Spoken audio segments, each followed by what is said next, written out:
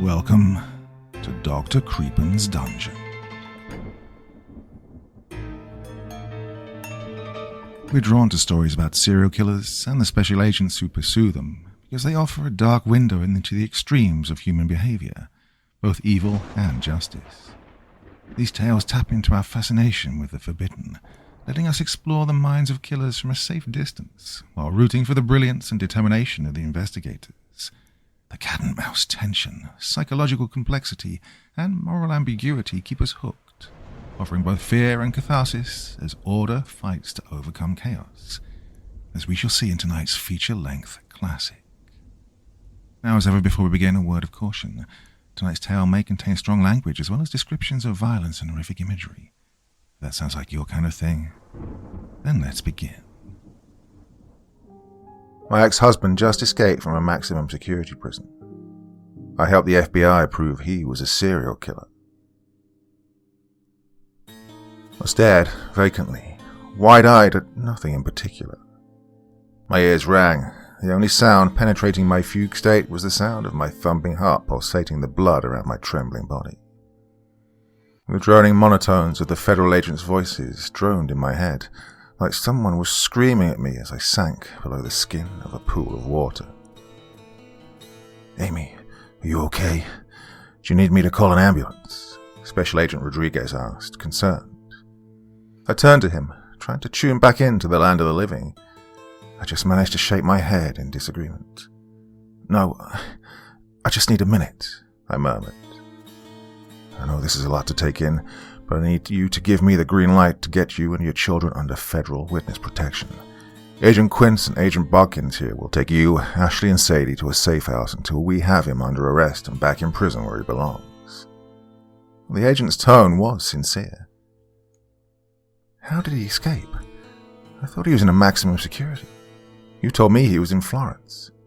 You told me he'd never see the light of day again. You told me this nightmare was over." I began to lose it, going off on a tangent. Special Agent Rodriguez held his palms up to me, as if apologizing for his promise coming back to haunt him, but also to try and get me to calm down. The agent poised himself. "At around 2 a.m. this morning, your ex-husband, Robert Cassidy, murdered 2 Florence prison guards, viciously assaulted a nurse, and stole their uniforms and key passes in the process. It seems that Cassidy had collected various items over a period of time, such as vinegar, baking soda, and a couple of man-made shivs. He also did his homework. He learned the guard schedules, the prison's protocols and procedures, and so on. He even waited until the fewest and least experienced guards were on duty that night. Everything was planned to the letter. Around 1 a.m., Cassidy faked a seizure using the vinegar and soda mixture. There was a young guard on duty, who, once seeing a prisoner spasming on the floor, foaming from the mouth, simply opened his cell and ran in to apply first aid. I don't know whether it was greenness, poor training, or just the panic of the situation, but the kid didn't raise the medical alarm or call for assistance first, and Cassidy anticipated this. The staff found the guard under the bedsheets to create the appearance of someone sleeping. He was wearing Cassidy's prison attire. He was found to have a shiv wound to his abdomen, and his neck was badly broken. Once he had his disguise, he made his way off the wing using the key passes. Once he was getting towards the staff and visitors area of the prison, Cassidy waited in the staff bathroom. Here, he ambushed another guard. Cassidy threatened him with his shiv, ordering him to put out a message that an inmate had escaped from a wing on the opposite side of the prison. The staff member agreed to comply, but once he sent out the message, Cassidy killed him. Not sure if Cassidy had a grudge against this man, or he was just in a killing frenzy from being locked up for 30 months, but they found that guard in one of the cubicles with 27 stab wounds to his neck and face. His left ear and right cheek were bitten off, and his skull was badly fractured. It was a mess by all accounts. Anyway, the false announcement did what Cassidy wanted it to do. With all the commotion happening, the main body of the guards were concentrated towards the opposite side of the prison, While this was happening, Cassidy defrauded his way into the staff medical room of the prison, using his now acquired blood-soaked uniform as a way of conning the nurse to let him inside for medical care. She told us in a statement that Cassidy claimed the escaped prisoners had stabbed him and he needed urgent medical assistance. Well, the nurse obviously didn't recognize him. Why would she? She said, once inside, he assaulted her.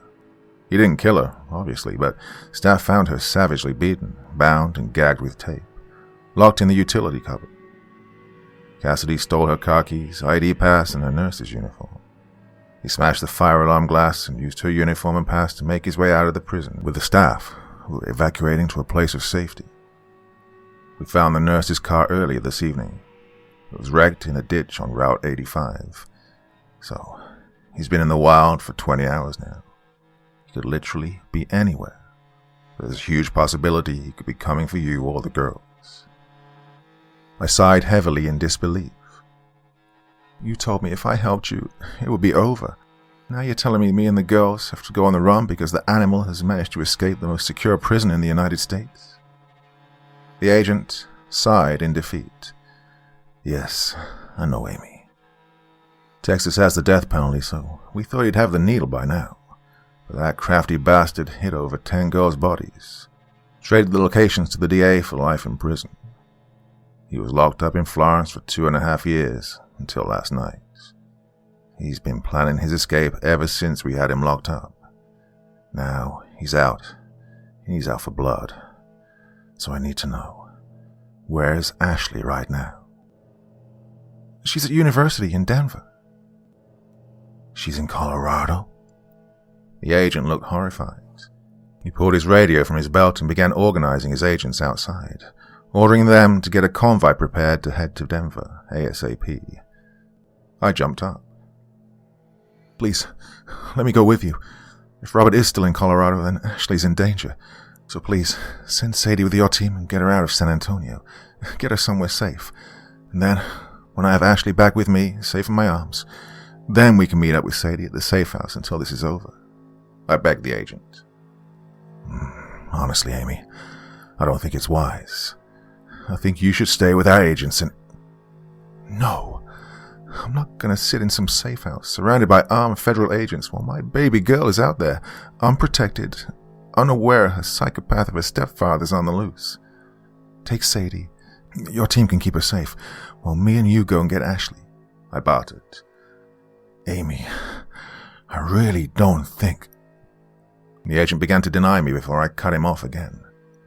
Look, I did what I did for you. Now you're going to do this for me, I demanded, and my position was final. The agent nodded in defeat. Okay, he breathed. Is there any chance Cassidy could know where Ashley is now? I thought hard, but eventually shook my head with confidence. No, Ashley left for college 1 year after Robert's sentence. There's no way he should know. Good, then let's get going, the agent said, a touch of haste to his exit. I left my house, and with it, my youngest daughter in the arms of 8 highly trained federal agents. Sadie, being only 5 years old, was young enough for me to have her believe that she was Ashley's full sister. I'd always told her that her father was the same as her older sisters. My first husband wasn't perfect, but at least he wasn't a murdering psychopath. However, nevertheless, if Robert was going to be coming for anyone, it would be her. As I tried to call Ashley's mobile, unsuccessfully by the way, I laughed at the irony of the fact that when I'm with Ashley, she's constantly on her device, yet when I need to give her some urgent news, she's conveniently unavailable.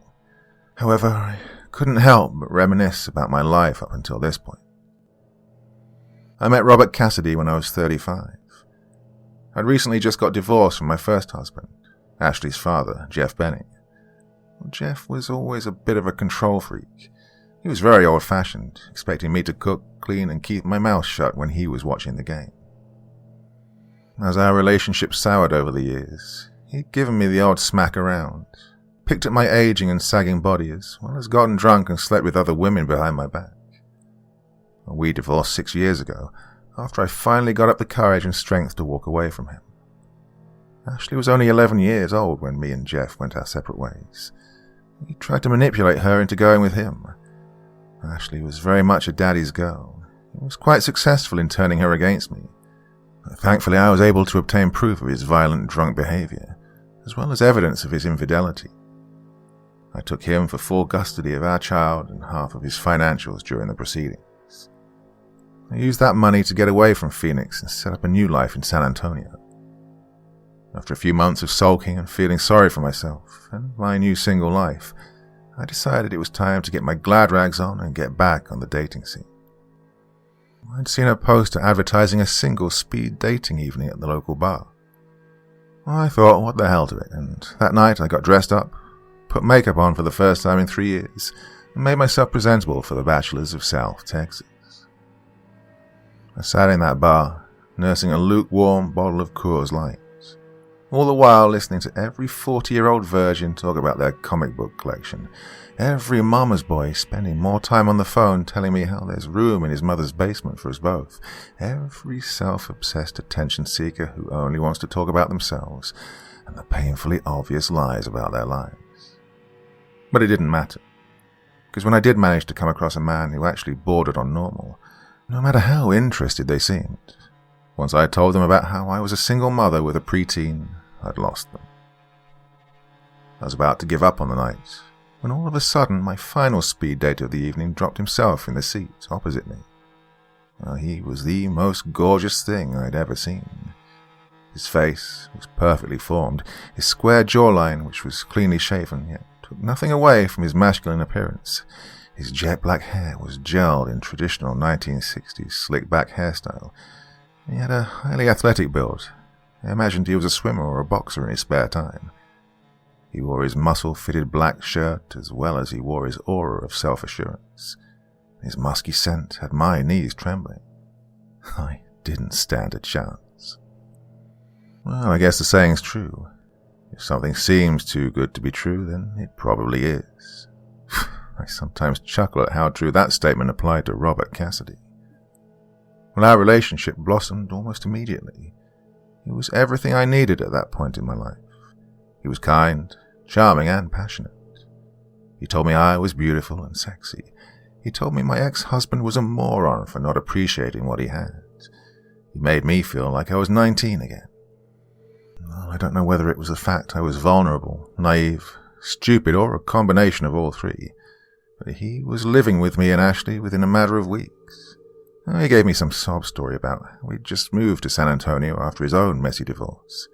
His ex-wife had taken him for everything, so he didn't have a fixed address and was between motels.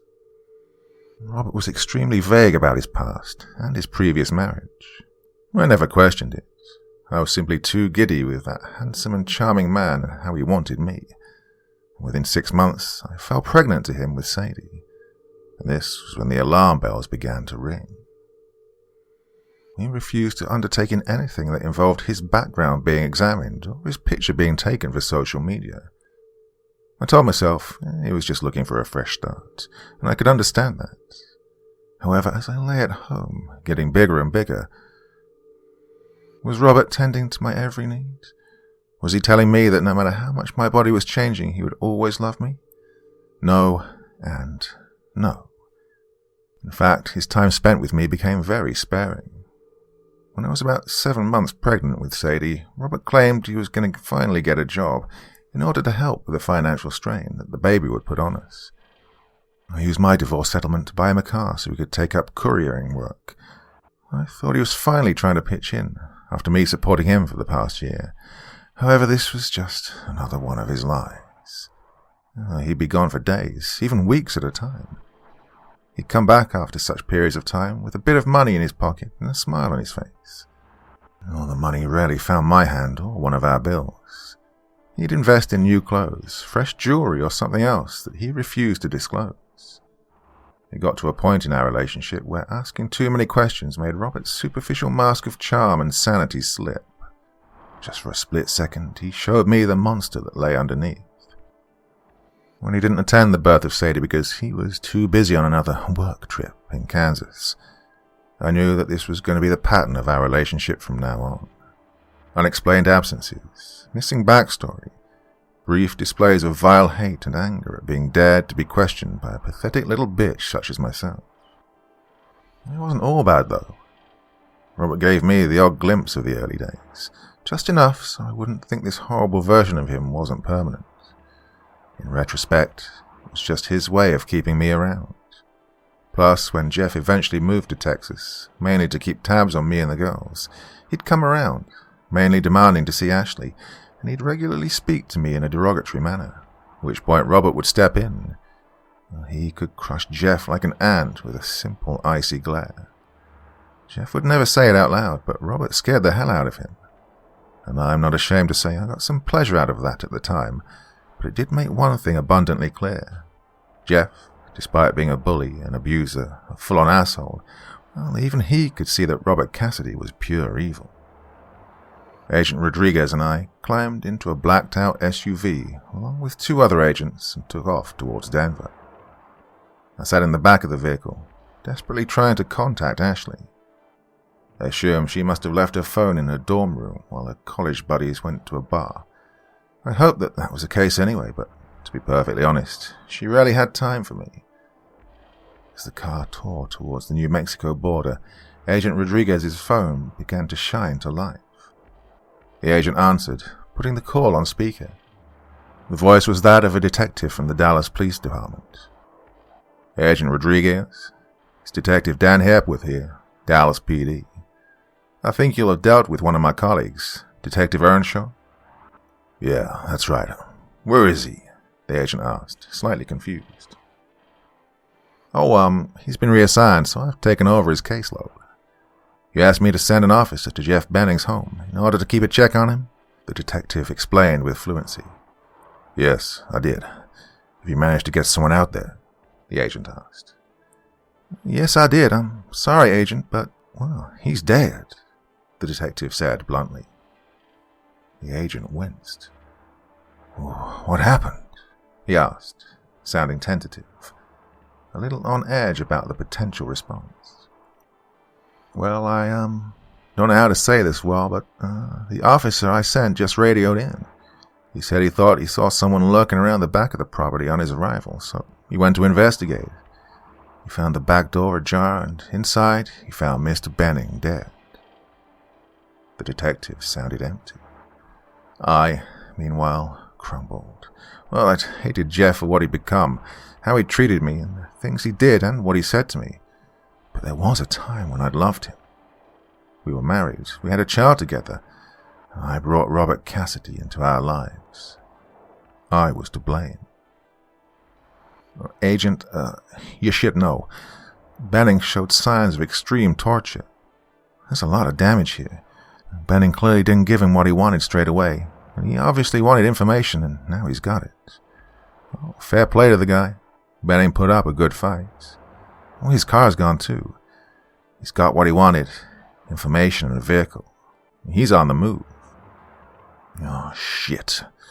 Special Agent Rodriguez punched the steering wheel in anger before exhaling his stress.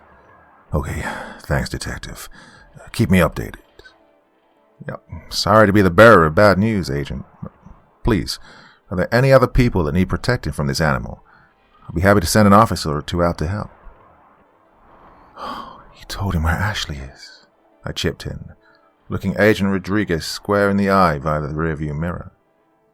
The agent's eyes widened oh so slightly, and he stomped the gas pedal hard as he barked orders down the phone. Yes, Detective. Look, I'm currently en route to Denver to retrieve Ashley Benning. We believe that's where Robert Cassidy is heading. I'll be redirecting a lot of my team from the safe house guarding Sadie Benning in order to apprehend him. Me and Mrs. Edmonds would feel a lot better if you could send an officer or 2 to assist the 2 agents at the safe house. Absolutely, Special Agent Rodriguez. Send me the safe house location and I'll get someone right over.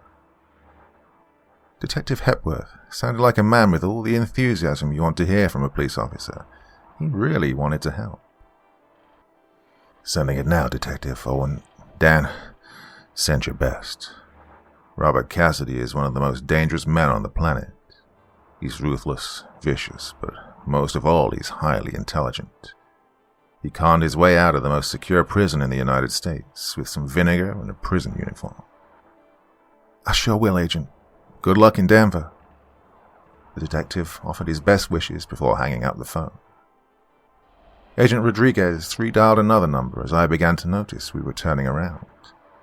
A voice answered. "Yeah, this is Special Agent Rodriguez. Robert Cassidy has been sighted in Dallas, Texas. He's murdered Ashley Benning's father, Jeff.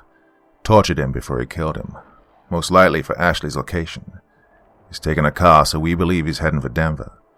I need you to send 5 agents to meet me at San Antonio International Airport. I have a helicopter arranged. Well, he won't risk flying. We can get there hours before him, and we'll be ready for him. You and Buck can stay with Sadie. I've got a few Dallas PD officers coming to assist you soon. Call me if anything comes up." The agent hung up the phone and sighed with relief. It obviously felt good to finally have a pin down on Robert's movements and have his response planned accordingly. I stared out of the window, wondering how on earth my life would come to this. Part 2. It seemed like only yesterday that I first began to realize just who Robert Cassidy was. Around 2 years into our relationship, not long after Sadie's first birthday actually, Robert continued to be absent for periods of time, usually claiming he was on work trips couriering. He'd miss key events like anniversaries, birthdays, Thanksgivings, Christmas, you name it. At first I thought he was cheating on me. I mean, why wouldn't he? Jeff did, and Robert was the most gorgeous man that I'd ever met. When he returned from one of his trips, I waited until he'd left the house. I began going through his things, expecting to find some used condoms, hairs from another woman, shirts smelling of perfume. Well, you get the point. I never found anything, though. However, what I did find was puzzling. His clothes were clean, unscented, unmarked. It was like they were new. But eventually, that's when I realized. It's because they were. On this particular occasion of me inspecting the suitcase, I noticed that Robert had forgotten to remove the price tag off of one of the shirts. So I went digging, in his pockets, in his coats, and then in the car. That's where I found something finally. It was a receipt for a clothing store in Birmingham, Alabama. Robert had purchased around 5 shirts and 3 pairs of pants, the precise amount of clothes that he'd left with.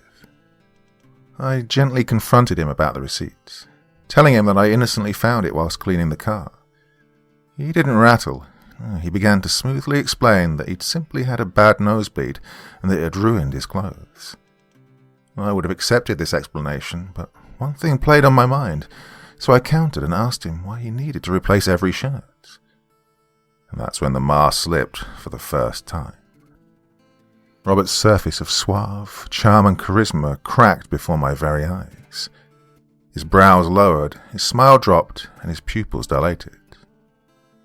"Have you been looking through my things, Amy?" His menacing tone paralyzed me. He started to advance on me, backing me right up against the bedroom wall.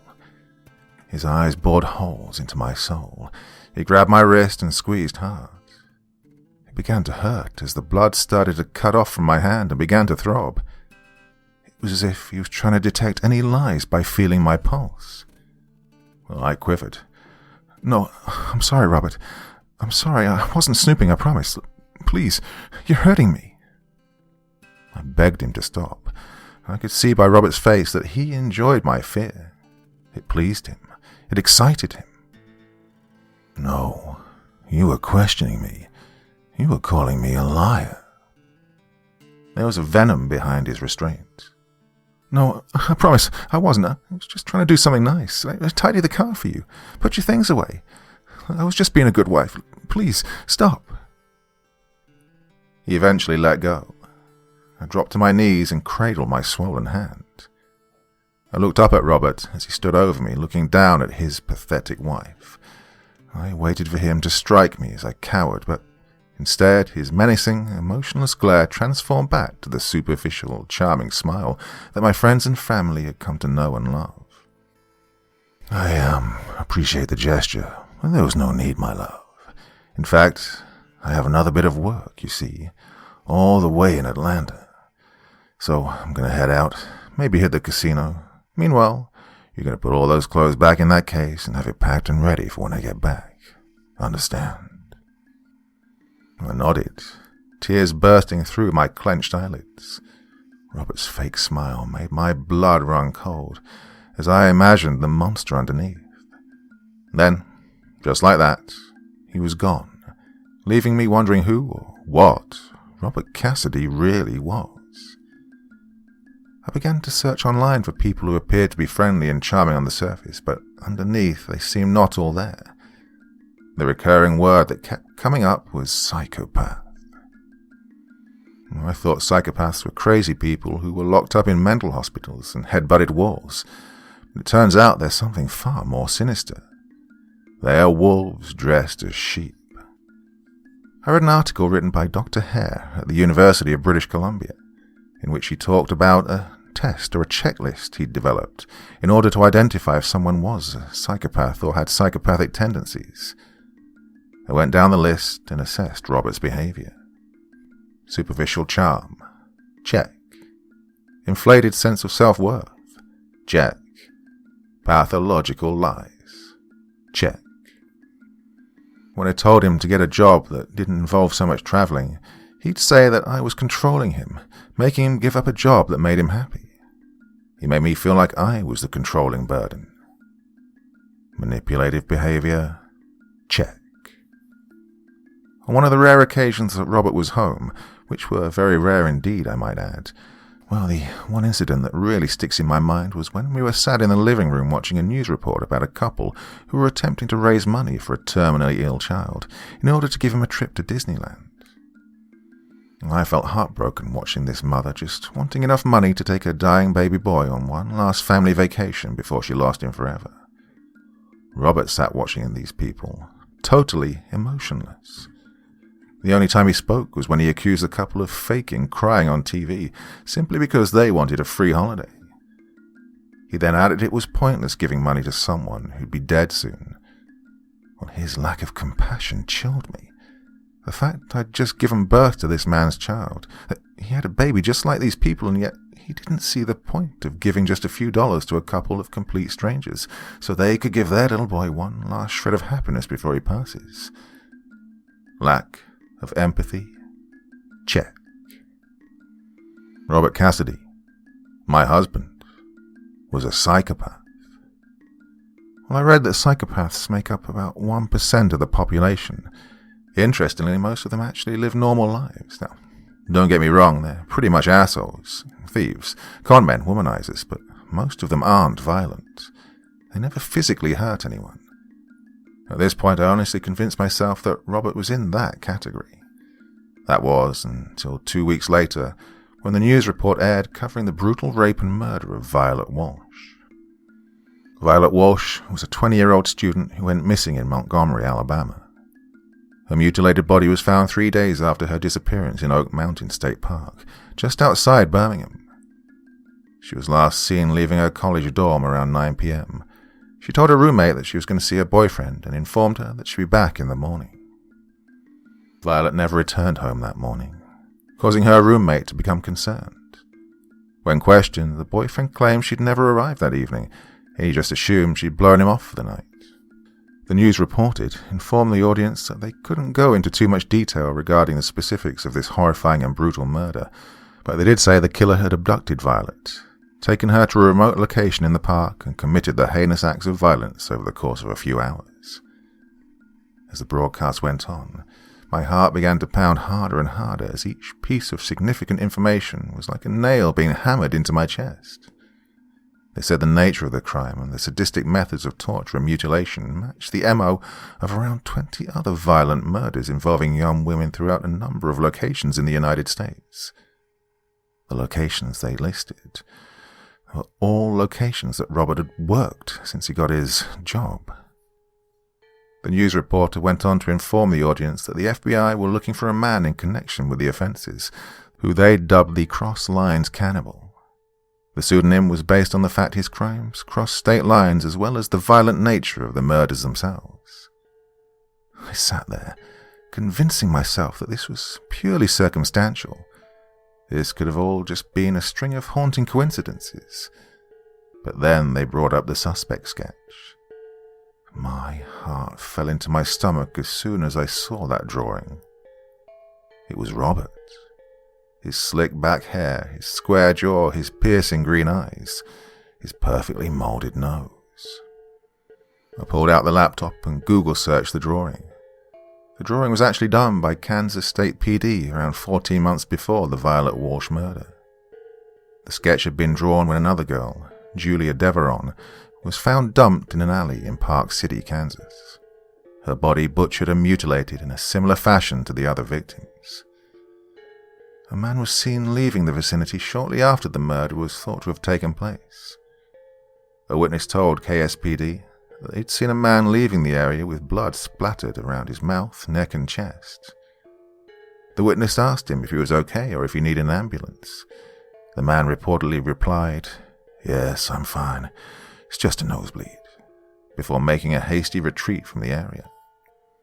When I read that line, I collapsed. I was astounded and horrified by the revelation that my husband, my actual husband, was the most wanted serial killer in North America. I continued to Google myself into a frenzy, learning the horrible details of all the brutal and unspeakable things that Robert had done over the course of the last decade. From the official FBI website, I learned that the cross-line cannibal was suspected to have been responsible for over 23 murders across 17 different states. They provided a phone number for anyone with information and offered a $100,000 reward for anyone who had information leading to his arrest. Well, it took a few weeks to overcome the denial, but eventually I picked up the phone. Rodriguez broke the silence. "I'm sorry about Jeff. A horrible way for a man to go." I wiped a tear that had broken from my iris. "It's okay. He wasn't very nice to me, but, there was a time when he was. He was the father to one of my kids. Well, I didn't like Jeff very much, but in a strange way, I think there's a small part of me that will always love him. And for him to go like that..." I winced, unable to finish my thought pattern, nor my sentence. The agent noticed my self-pity. He saw me becoming frustrated with myself for letting Robert Cassidy into my head, allowing him to affect me in such a way. "I don't know if I can do this again. God, I brought this man into our lives. It's got my ex-husband killed, and now my daughters are at risk. I just can't face him again. I just can't." I began to cry. "Let me tell you something that I've never told anyone." The agent offered me a break from thinking about Jeff and what Robert did to him, and I took it. "Go on," I invited. "When we were looking for the cross-line cannibal, I just thought he was like every other serial killer out there. Finds woman, rapes woman, kills woman, all in their own special little way, all to get the world talking and make them feel special. Once you've seen one serial killer, you've kind of seen them all, but, if we're going to be truly honest here, the day we raided your house to arrest Cassidy and take him into custody, I knew the minute I read him right that he was something else entirely. When we took him to Florence and me and Quincy got him in that interrogation room, I didn't see a man who'd done bad things, or a classroom textbook serial killer. No, I saw a very bad man who loved to do even worse things. He spoke about the strength and technique needed to sodomize someone with a tree branch. He talked about the taste of his living victim's flesh like he was Duff fucking Goldman talking about a sponge cake. At one point, he even joked about how chewy the fat ones can be. He also demonstrated how he choked one girl with barbed wire as he curled her like a barbell, describing in detail how his mouth tore back to her earlobes. He talked about every sick and twisted thing he did to his victims, and he did it like he was talking about how he fastens his fucking shoelaces. Now, I've had all types of criminals in that room. Psychopaths, sadists, cannibals, rapists, murderers, narcissists, and yet never in my life have I met one that I could say combined them all. For the first time in my life, the man across from me terrified me. I think that's because I wasn't even sure if he was a man. We had to interview that man for nearly 7 hours while he teased the district attorney into dropping the death penalty, and in return, he'd give us the locations of a number of burial sites. Here we'd find the mutilated bodies of 10 missing girls.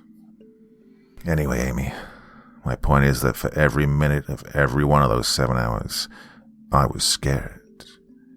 Didn't matter that he was chained to a desk and had 2 armed officers aiming pistols at him. He made me shiver. His coldness, his maniacal chuckle, the way he licked his lip every time he spoke about tearing flesh from women's necks with his bare teeth. When the DA gave him life instead of death, I'm not ashamed to say I whimpered, because I know while ever that man is alive, he's a risk to everyone he meets, the agent said, staring vacantly forward. I know, I added. But yet, when we told you that all we had was circumstantial evidence, we said we needed a confession to catch him. We asked if you'd wear a wire. You remember what you told me? Not really. You said, Agent, I brought this man into my children's lives. I'm their mother, and I'll do anything to get him back out again. I'll do anything I need to. You weren't scared. You weren't deterred. You were focused. So please, Amy, don't let him get in your head. You took him down once, and you can do it again. You're the strongest and bravest woman I know. Much braver than me, but together, we can stop him. So, let's go do it, the agent said, smiling at the end. I appreciated his kind words. I appreciated the pep talk. It was definitely needed. Oh, and Amy, the agent began to add. I looked up at him. He's murdered 3 people and assaulted another that we know of. We catch him, and this time there'll be no deals, no trades, no excuses. He will be sentenced to death. We shared a tense stare, both willing each other to focus. If we got to Ashley before Robert, we could catch him, and all this would be finally over.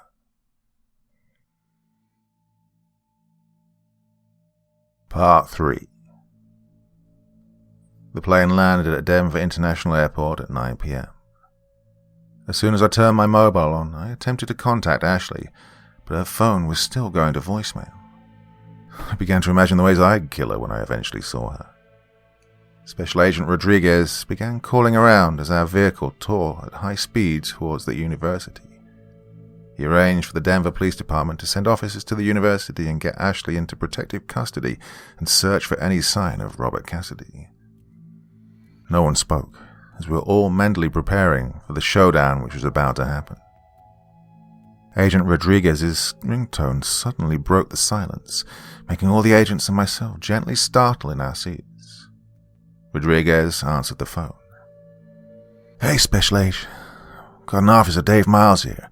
Says he's been sent to assist us. Says he's been sent by Detective Dan Hepworth. Says you knew all about it. Agent Quince questioned. Yeah, that's fine. Is he on his own? Rodriguez asked. There was some indistinct conversation that was inaudible to us before Quince replied. Yeah, just him. Says Hepworth is sending some more, though. They're on their way. Okay, that's fine. Just make sure you check IDs upon entry and stay vigilant. We'll be in touch once we're set up at the university, Agent Rodriguez instructed, before saying his official goodbyes and hanging up. I asked for assistance in guarding a defenseless child from the most sadistic serial killer since John Gacy, and what do? 1 fucking officer they send. 1. The agent shook his head in disgust. Budgets must be stretched again, I assume, he quipped. The other agents chuckled in agreement. How long to we're at the university? I asked.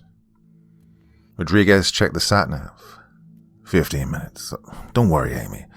I just got word that the police are at the campus right now. They've set up checkpoints at the campus, clocking everyone who enters and exits the site. The other officers are looking for Ashley as we speak. There's no way he's got there before us. So unless he's driving the Millennium freaking Falcon, then we got at least 2 hours on him. Best get your foot down then, I instructed, not in the mood for jokes. We pulled up at the university campus at 9:35 p.m., where we were greeted by a large collection of Denver police. There must have been over 30 officers swarming around the campus, Some were checking vehicles and students as they passed through the checkpoints, while others were patrolling and interviewing with people passing by. We got out of the vehicle and headed over to what I assumed was the commanding officer. Agent Rodriguez approached him. "Special Agent David Rodriguez, Quantico. Are you in charge?" he said as he held out his badge. "Welcome, Special Agent. Lieutenant Stanley Watkins, Denver PD. We spoke on the phone," he replied.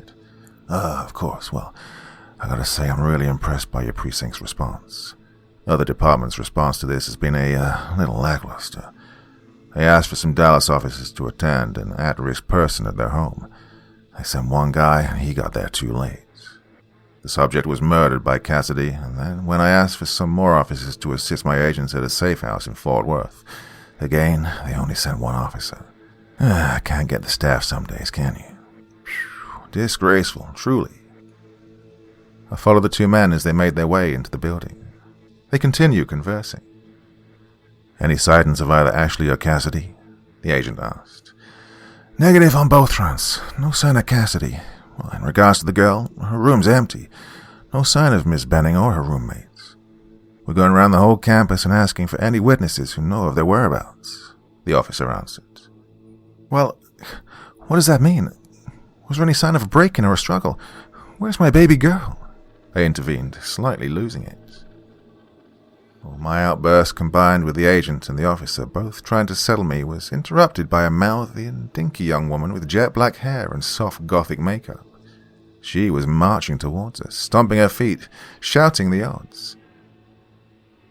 "Oi, what's the 5-0 doing trashing my room? I ain't done nothing." She was really fuming. "You're Ashley Benning's roommate?" the agent asked.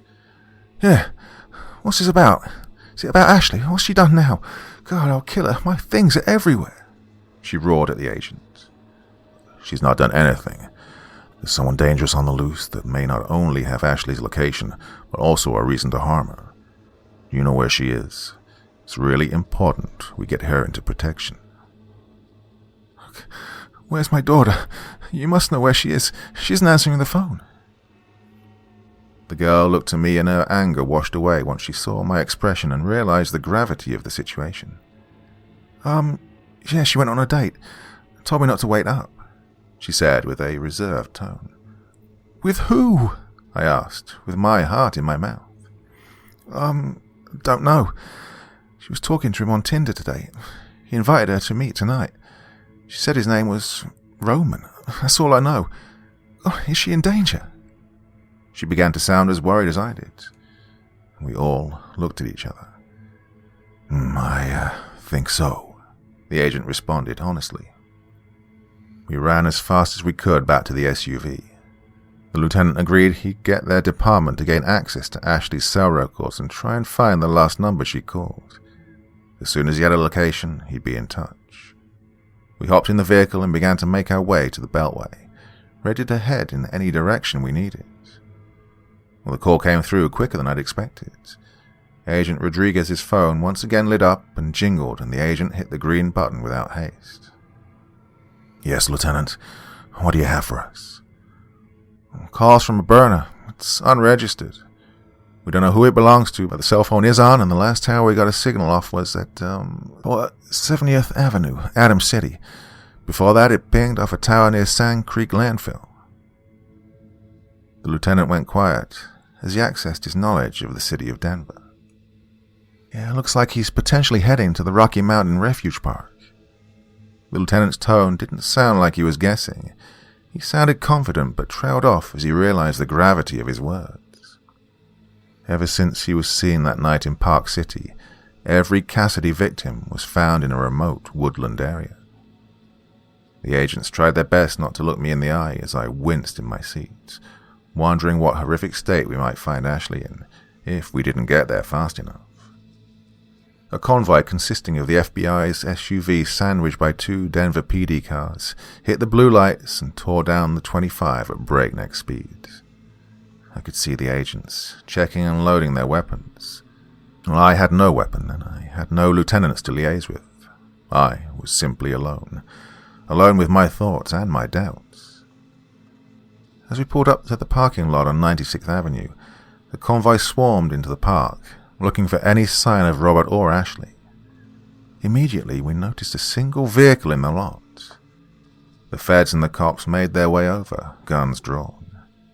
The vehicle was gently tilting and rocking. Someone was inside. "Visit the FBI. If anyone's there, please make it known, as we are armed," Rodriguez warned.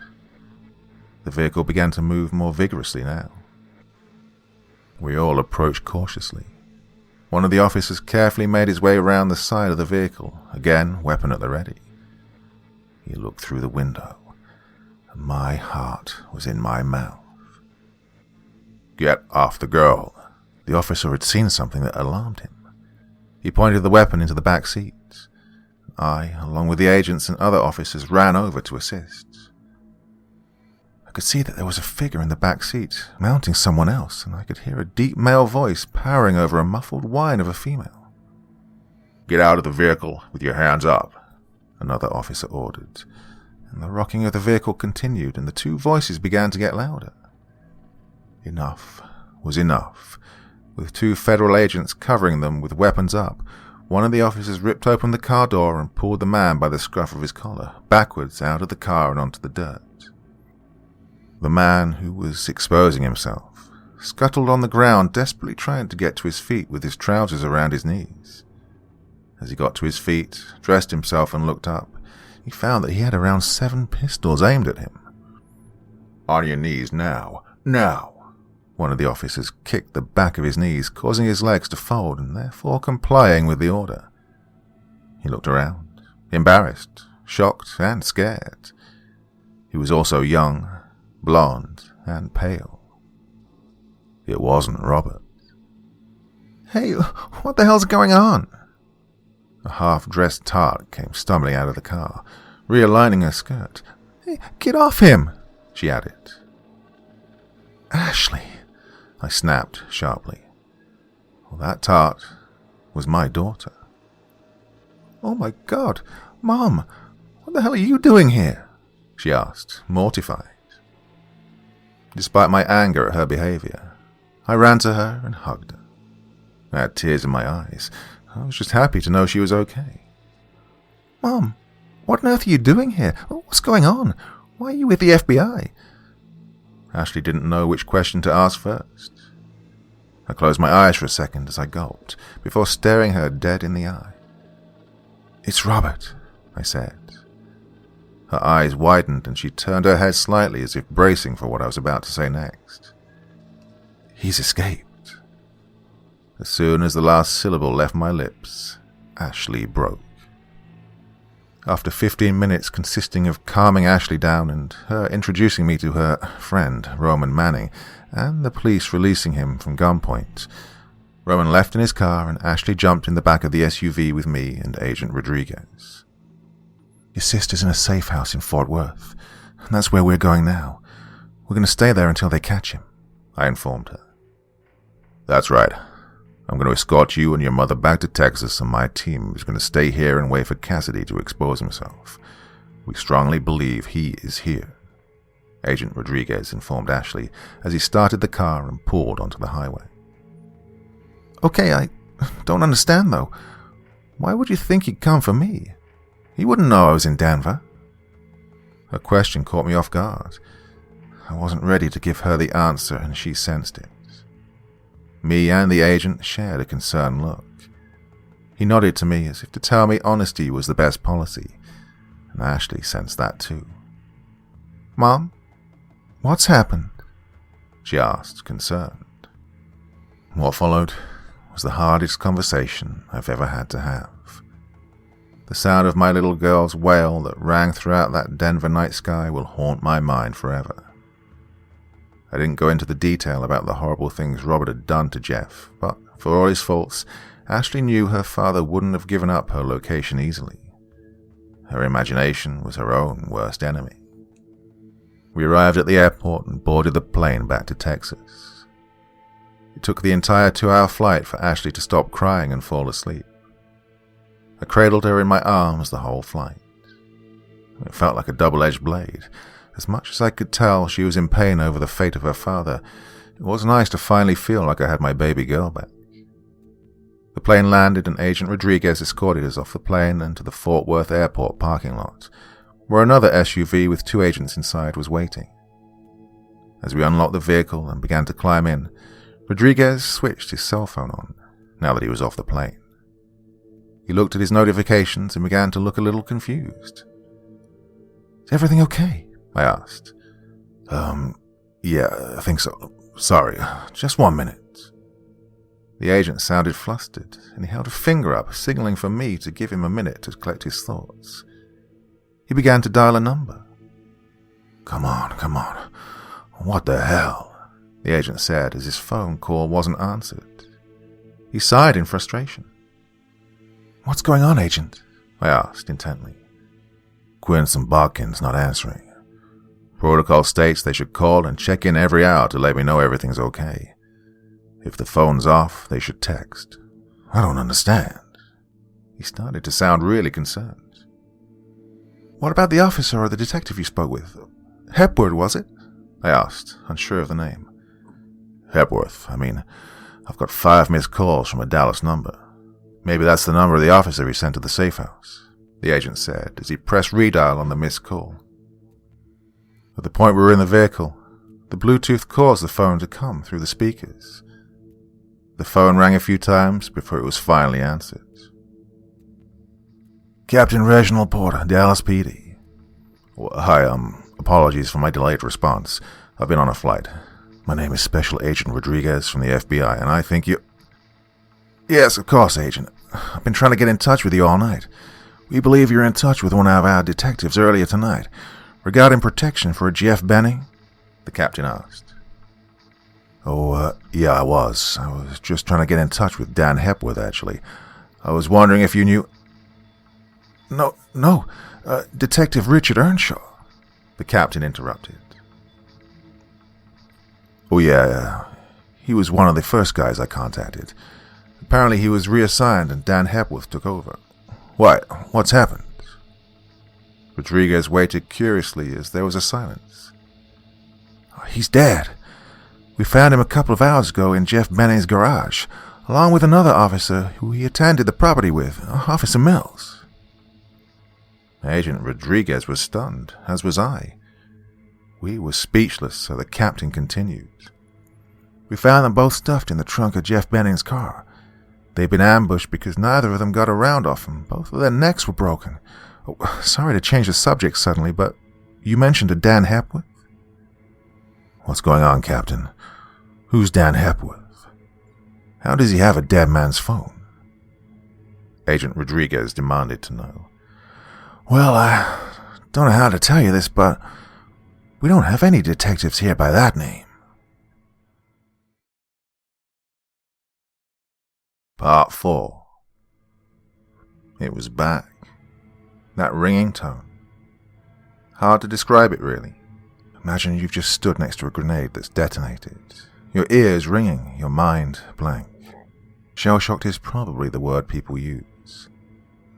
The implications of what we'd just learned had everyone's mind scrambled. We'd driven fast all evening, don't get me wrong, but nothing compared to how we were rapidly weaving in and out of traffic right now, desperately trying to get to the safe house. It was pointless, though. Agent Rodriguez got the call from Quince when we landed in Denver, meaning Robert had arrived at the safe house at around 9:40 p.m. That clever bastard sent us on a wild goose chase to Denver while he went after his real target right here in Texas. Our best hope of Sadie being alive was that Robert wanted her that way. I was trying to tell myself he wouldn't kill her just to hurt me, but I knew that wasn't true. We pulled up at the safe house at 3:15 a.m. The collection of blue lights, yellow tape, and men in white oversuits were not a good sign. I stared in horror out of the tinted window and up at the property's garden path, watching as a pair of stretchers carrying black body bags were wheeled out of the front door of the small townhouse. I, along with Ashley, burst from the car. We ran to the nearest stretcher and screamed at the paramedic to get out of the way. The medical officials protested at our tugging at the zips, frantically trying to open the bag. However, once Special Agent Rodriguez gave them a signal to stand down, They complied, and he joined in our checking the ID of the bodies. As the agent pulled the zip down, I was praying I was not about to be greeted by Sadie's face. Thankfully, I wasn't. But what looked up at me had me taken aback. A man. His face was badly disfigured. His nose and top lip looked like they'd been violently bitten off. Both eyes were swallowed up, and I didn't dare look at what other injuries Robert had inflicted on this poor man. Agent Rodriguez grabbed his head with both hands and began to shake it in grief. Oh, God. Barkins. No. Fuck. He was furious, but his anger soon turned to horror and anticipation as he looked at the other stretcher. The size was similar to the one containing the body of Agent Bodkins. I think at this point I knew Sadie wasn't in there, as did Agent Rodriguez. Ashley and I stood in sympathy as Rodriguez marched over to the other body bag. Whoa, sir. I really don't think you want to see... The paramedic tried to warn the agent, but he'd already ushered him out of the way, and he opened the bag. Rodriguez looked down at Agent Quincy's face and fell to his knees. His pain-filled wails, as he looked down at the brutality that had been bestowed on his best friend and colleague of 15 years, filled the night air. His reaction gave me déjà vu of earlier this evening when Ashley learned of her father. As Agent Rodriguez mourned the death of his two fallen comrades, I made my way into the safe house. A police officer on the doorstep attempted to stop my entry. "Excuse me, ma'am, but this is a crime scene and you can't..." Well, I didn't let him finish his sentence before I pushed him aside and informed him it was my daughter they were supposed to be protecting. I also said that if there was anyone who could find a clue to her whereabouts, it'd be me. "Oh, I'm so sorry, ma'am. I didn't realize who you were," he said sincerely as he leant in close. He began to whisper. "Oh, the two cops he killed were good guys. Both had families and kids." He kissed his teeth in anger, and he continued. "I'll escort you inside so you don't disturb any potential evidence, but if you can in any way help us catch that bastard, then you're welcome to come inside. This way, ma'am." He ushered me into the building. "Put this on. Don't touch anything and sign this," he said, as he handed me a forensic oversuit and a clipboard. I complied and entered the house. The hallway didn't seem too disturbed. I noticed the garage door was ajar, but other than that, nothing to note. However, once we made our way down the hall, a smell filled my nostrils, a mixture of metallic odor and burning flesh. I prepared myself as I went through the living room door. I winced. Unspeakable things had happened in this room. The furniture was all pushed back against the walls to make a large space in the center of the room. 2 desk chairs were in the middle of the room, roughly 2 meters apart. There were torn pieces of duct tape still stuck on the armrests of each chair, as well as the chair legs. A high concentration of blood spatter was on the floor and wall by the first chair, with 7 amputated fingers and around 5 to 6 teeth laying strewn around in the space surrounding the chair. A claw hammer, some pliers, and a pair of bolt cutters also lay nearby, again all covered in blood. The other chair had areas where the plastic was melted and the fabric was badly singed. A blowtorch lay close by. I held my mouth as I tried not to vomit, but also trying to stop the flow of horrible nasal indicators of what had occurred here. I walked out of the room and made my way upstairs, following the landing round to the end bedroom. The door was ajar. I opened it fully. The room was pristine. No signs of violence or struggle in here, thankfully. The bed she was sleeping in, the sheets had been carefully pulled back, and Sadie had been carefully lifted out of it. Robert's antics downstairs were clearly carried out while Sadie was sleeping. She was a deep sleeper, fair enough, but Robert surely must have gagged these men. There's no way they didn't scream. I picked up the pillow, pressed it against my face, and inhaled deeply the smell of my beautiful baby girl. I began to sob as I wondered how on earth I could have failed my children so badly. But then I felt it. Inside the pillowcase was a faint, crinkly outline of a sheet of paper. I dug my hand into the pillowcase and fished it out. I tried to hold it still, but my hands were shaking. Finally, I composed myself and flicked the paper outward so its message became clear. Dear Amy, Sadie is safe for now, you have my word. I've had more than enough fun since I left Florence, as I'm sure you're aware of. But believe me, I have one more in me. You or Sadie. The decision is yours. Come to the old office space on Worth Heights. I'll give you till 5 a.m.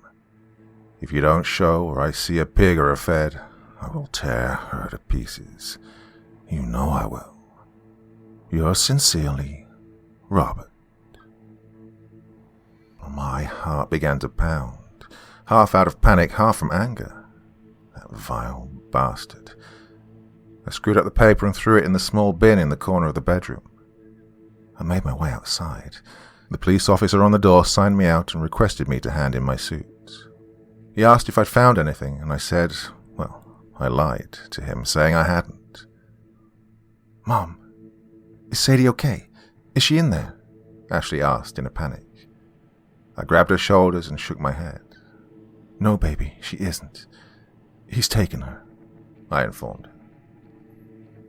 Her face began to deform in horror, to which I calmed her down by saying, That's a good thing, honey. Everything else left behind is not in a good way. He clearly wants her alive. Agent Rodriguez came running across the garden. We know where he is, he said as he waved me over to his car, and I gasped inside. Where? I asked tentatively. He's at the airport. He took Quince's car. What he doesn't know is that the car has a tracker. I've alerted the airport to be on the lookout for him and Sadie. He's trapped. Dallas PD and Fort Worth PD are already swarming the building. Let's go get him.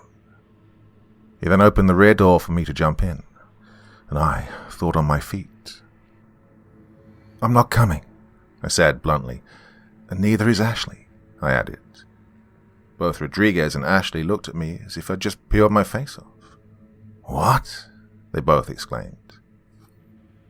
If I'm there when you arrest him and he knows the game is up, you could kill Sadie just to get one last dagger in. Please, go get my baby and I'll stay here with Ashley, I said, trying to sound convincing. Well, Ashley wasn't happy. Rodriguez, on the other hand, I could tell he got my point. He promised me he would call once they had Cassidy in cuffs and Sadie safe. He made his way over to the car and began to climb in when, all of a sudden, Ashley followed suit. You can sit here all you want, but I'm going to go get my sister, she said, that stroppy teen charm shining through. I did my best to sound against the idea, but this was ideal. I protested, but I knew Ashley wouldn't back down, and she didn't disappoint. Agent Rodriguez promised me he'd keep her safe, and I believed him. Even if I didn't know he was going to arrest Cassidy, I would believe him. As soon as they left, I checked my watch. 4:38 a.m. I quickly went over to the cop on the door who signed me in earlier. I started to shiver the best I could. I'm sorry to bother you. I don't know if it's a shock or the cold, but I'm really shaking. Do you mind if I sit in your car? I asked, giving my eyelashes a flutter for good measure. He smiled and dug his hand in his pocket, pulling out a set of keys. Just turn the ignition to the first point. That'll activate the heating, he said with a friendly nod. I thanked him and made my way over to his Fort Worth police cruiser. I let myself into the driver's seat, making sure he wasn't looking as I did so. And before anyone knew anything, I turned the key and went.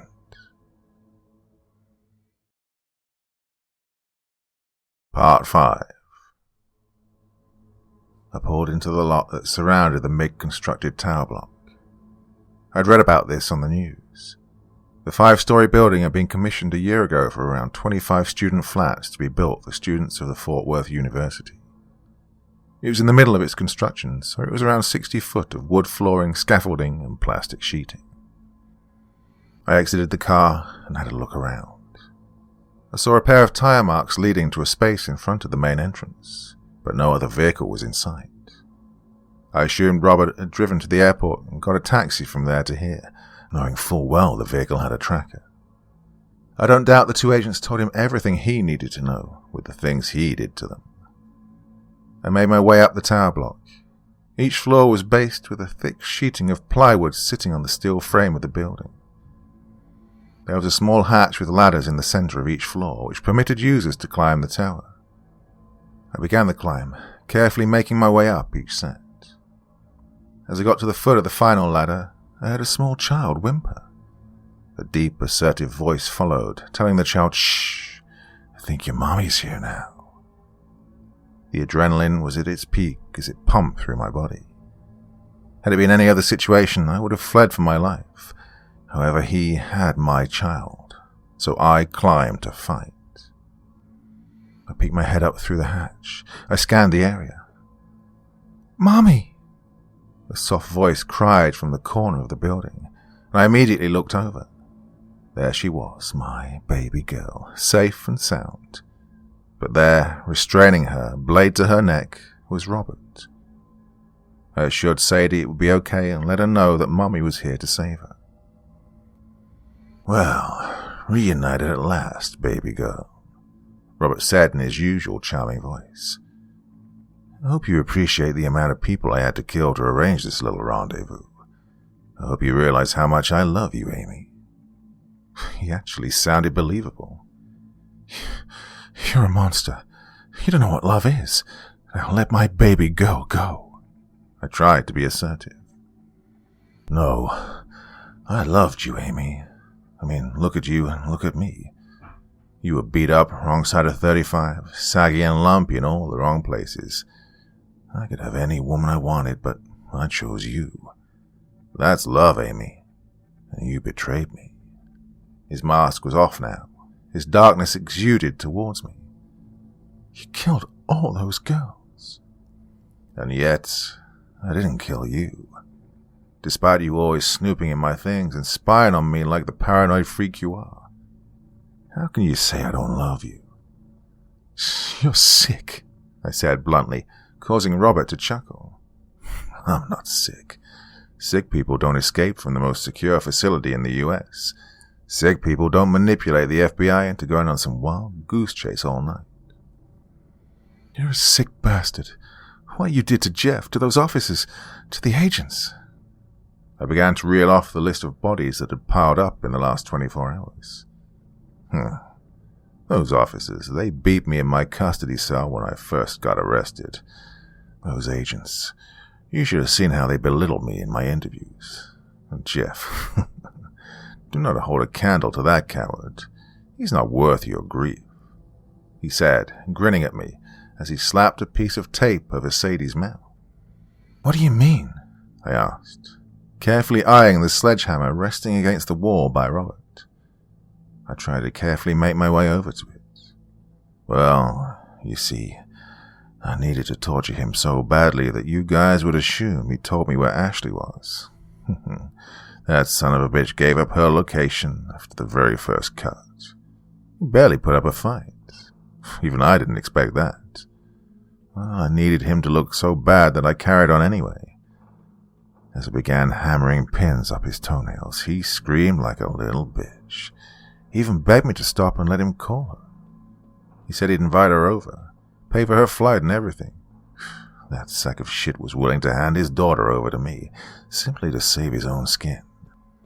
I did you and Ashley a favor, believe me." His vacant look as he discussed the torture of Jeff chilled me to the core. He continued. "I mean, don't get me wrong.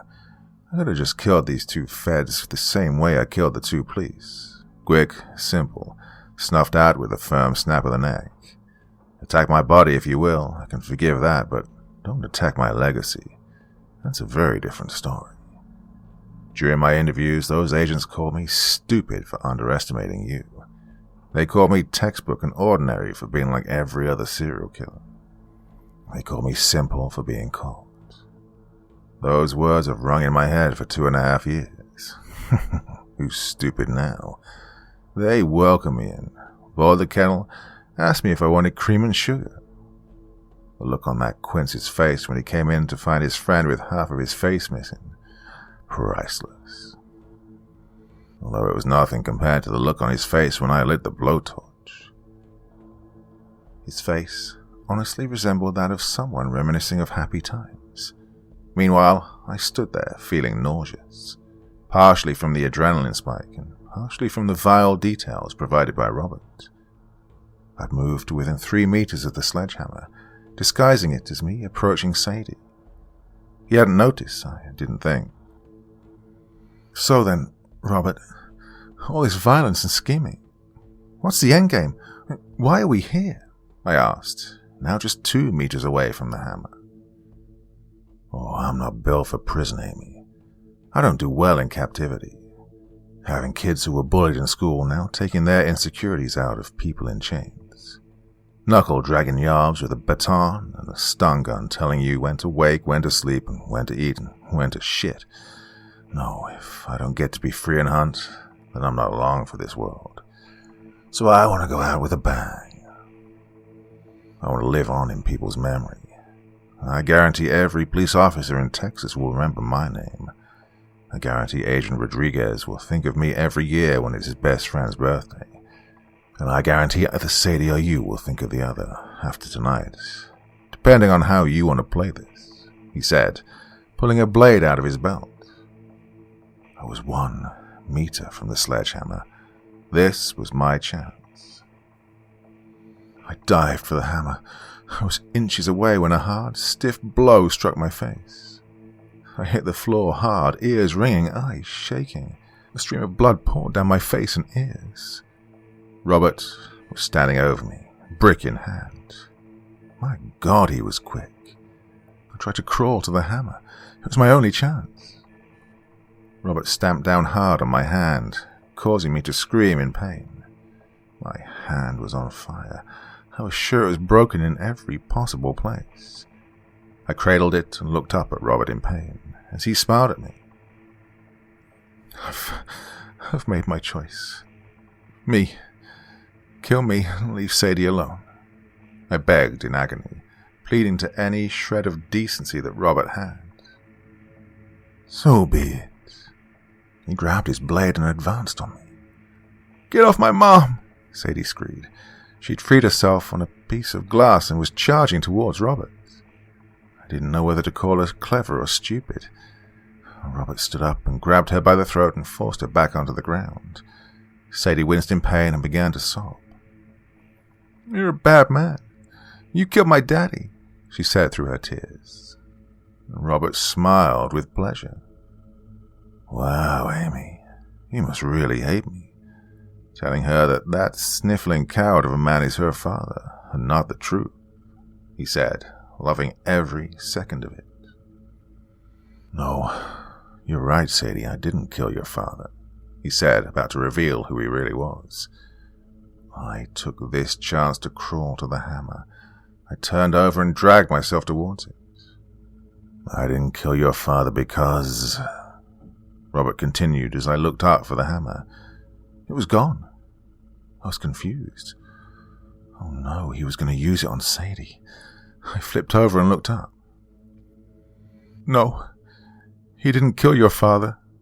I did, Ashley screamed as she swung the sledgehammer hard into Robert's jaw. The impact forced him back, stumbling towards the edge of the structure. As soon as his heels went over, myself, Sadie, Ashley, and Agent Rodriguez watched him spiral 180 degrees and go over the edge, face first. A few seconds later, we heard a sheet of glass shatter, tin split, and a loud thud. Mom, are you okay? Ashley and Sadie ran over and cradled me. Agent Rodriguez pulled out his radio. He informed Control that he had the positive location of Robert Cassidy and Sadie Benny. He requested backup, a paramedic and a coroner. He then came over to me to render first aid. How did you know I was here? I said, my head throbbing. Agent Rodriguez smiled. You honestly didn't think Officer Wise wouldn't report his car being stolen by a mad woman, did you? And the FBI vehicles aren't the only ones with trackers in them, he informed me. Well, me and Ashley came to check on you, saw the car, came up the tower and heard you two going at it. Believe me, it wasn't my idea for Triple H over here to go running in. But I'm happy she did, he added, looking at Ashley with a wink. Around 20 minutes later, the cavalry turned up. Agents came up the structure along with the medical professionals. The medics began treating my head injury as the agents asked where Robert was. He went over the edge. Amy was defending herself. He was trying to force his weapon on her, and she kicked him off with her legs, and he fell. No doubt about it, self-defense, Rodriguez explained, clearly wanting to keep Ashley away from anything that could potentially come back on her. He continued. Cassidy fell 3 floors. Looked like he went through that glass structure on the 2nd floor. His body crashed through the roof of the workers' porter cabin. Took a nasty fall. You'll find his body in there, he informed them, ordering the agents to go with the coroner to retrieve the body. As me and my girls were escorted out of the structure, the coroners brought out Robert's body in one of those familiar black body bags on a stretcher. Rodriguez asked the coroner, "So, he's dead then?" To which the coroner chuckled. "Oh yeah, nasty fall. Barely had a face left after all that. Neck was broken, as was his jaw." Ashley and I shared a look. She almost looked pleased. I mean, fair play to her. She did catch him a beauty. After a few weeks, me and my girls were back in San Antonio, trying to get on with our lives. I sat Sadie down and told her the truth about who her father was. She took it well. She's a strong girl.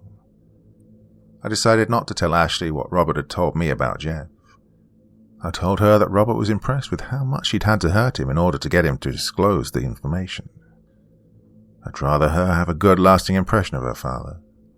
I'd rather not give Robert his dying wish of tormenting people's memories. One morning I went to collect the mail.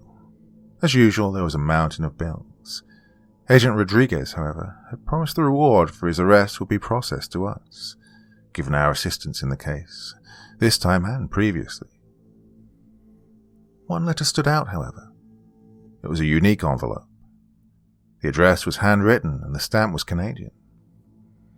I tossed the letter on the counter, deciding to read it later with a glass of wine. The phone stuffed in my pocket began to vibrate, causing me to drop whatever I was doing. I pulled it out of my tight jeans after some difficulty. It was Agent Rodriguez. I answered quickly before the call rang off. "Well, hello there, Supervisory Special Agent Rodriguez," I said, emphasizing Rodriguez's new title. He'd been given a well-deserved promotion after recent events. "Amy, where are you? Where are the girls?" He sounded panicked. I wasn't prepared for this. "They're at school and I'm at home. Why? What's going on?" My voice was rushed and trembling. The morning after Cassidy's death, a local taxi firm reported one of their drivers missing. They said he never returned to base that morning. Fort Worth PD finally got around to investigating it. They found his car abandoned on some rail tracks near where Cassidy fell. They tracked the vehicle's movements using the GPS. The last journey was from Dallas-Fort Worth International Airport, heading to the Worth Heights Office Park. That's how Roberts got there after dumping Quincy's car. We decided to carry out a forensic search of the taxi driver's car. We harvested plenty of DNA, which is likely to be the driver of the vehicle. We compared that to the body found in the porter cabin after Cassidy's fall. "It's a match," he said, as I faded out. There it was again, the deaf tone of my ears, the blood pumping far too hard. I was drowning once again.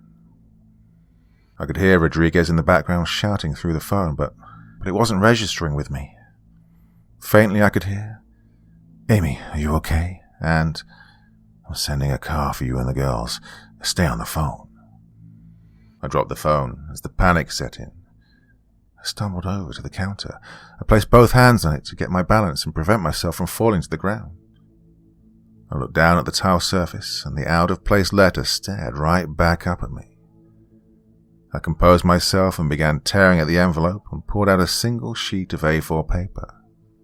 It read, "Dear Amy, I guess this letter won't come as a shock, as I assume by now you're aware the man who they carried out of that cabin wasn't me. He was a nice fella. I didn't want to tear his face off, honestly, but I needed a backup. Tell Ashley that she has quite the swing on her. Kudos. I have no current plans to come for you. I can assure you of that. You have my word. I'm having far too much fun here in the Great White North, though. There will be a time, however, that my plans change. But until then, I wish you the best. Thinking of you always. Yours truly, Robert.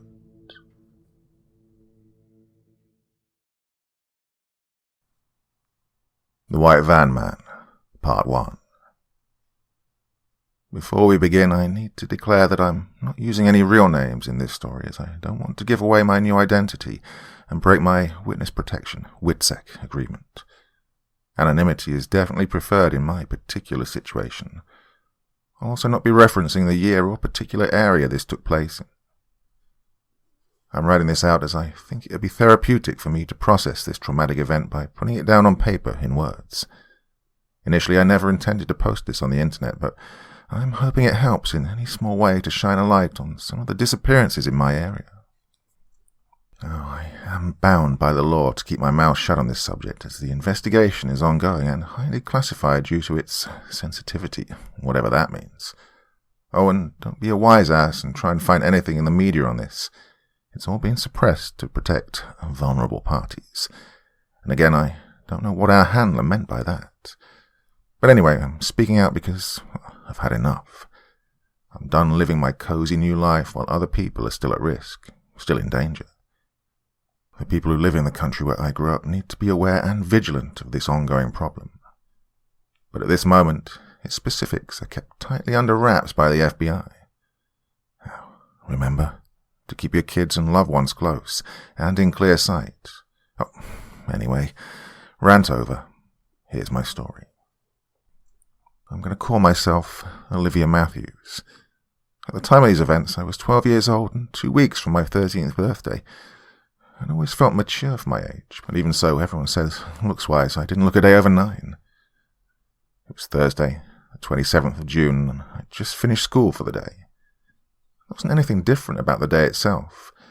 There were no feelings of being watched, no overwhelming sense of dread or impending sense of doom, no warning signs whatsoever.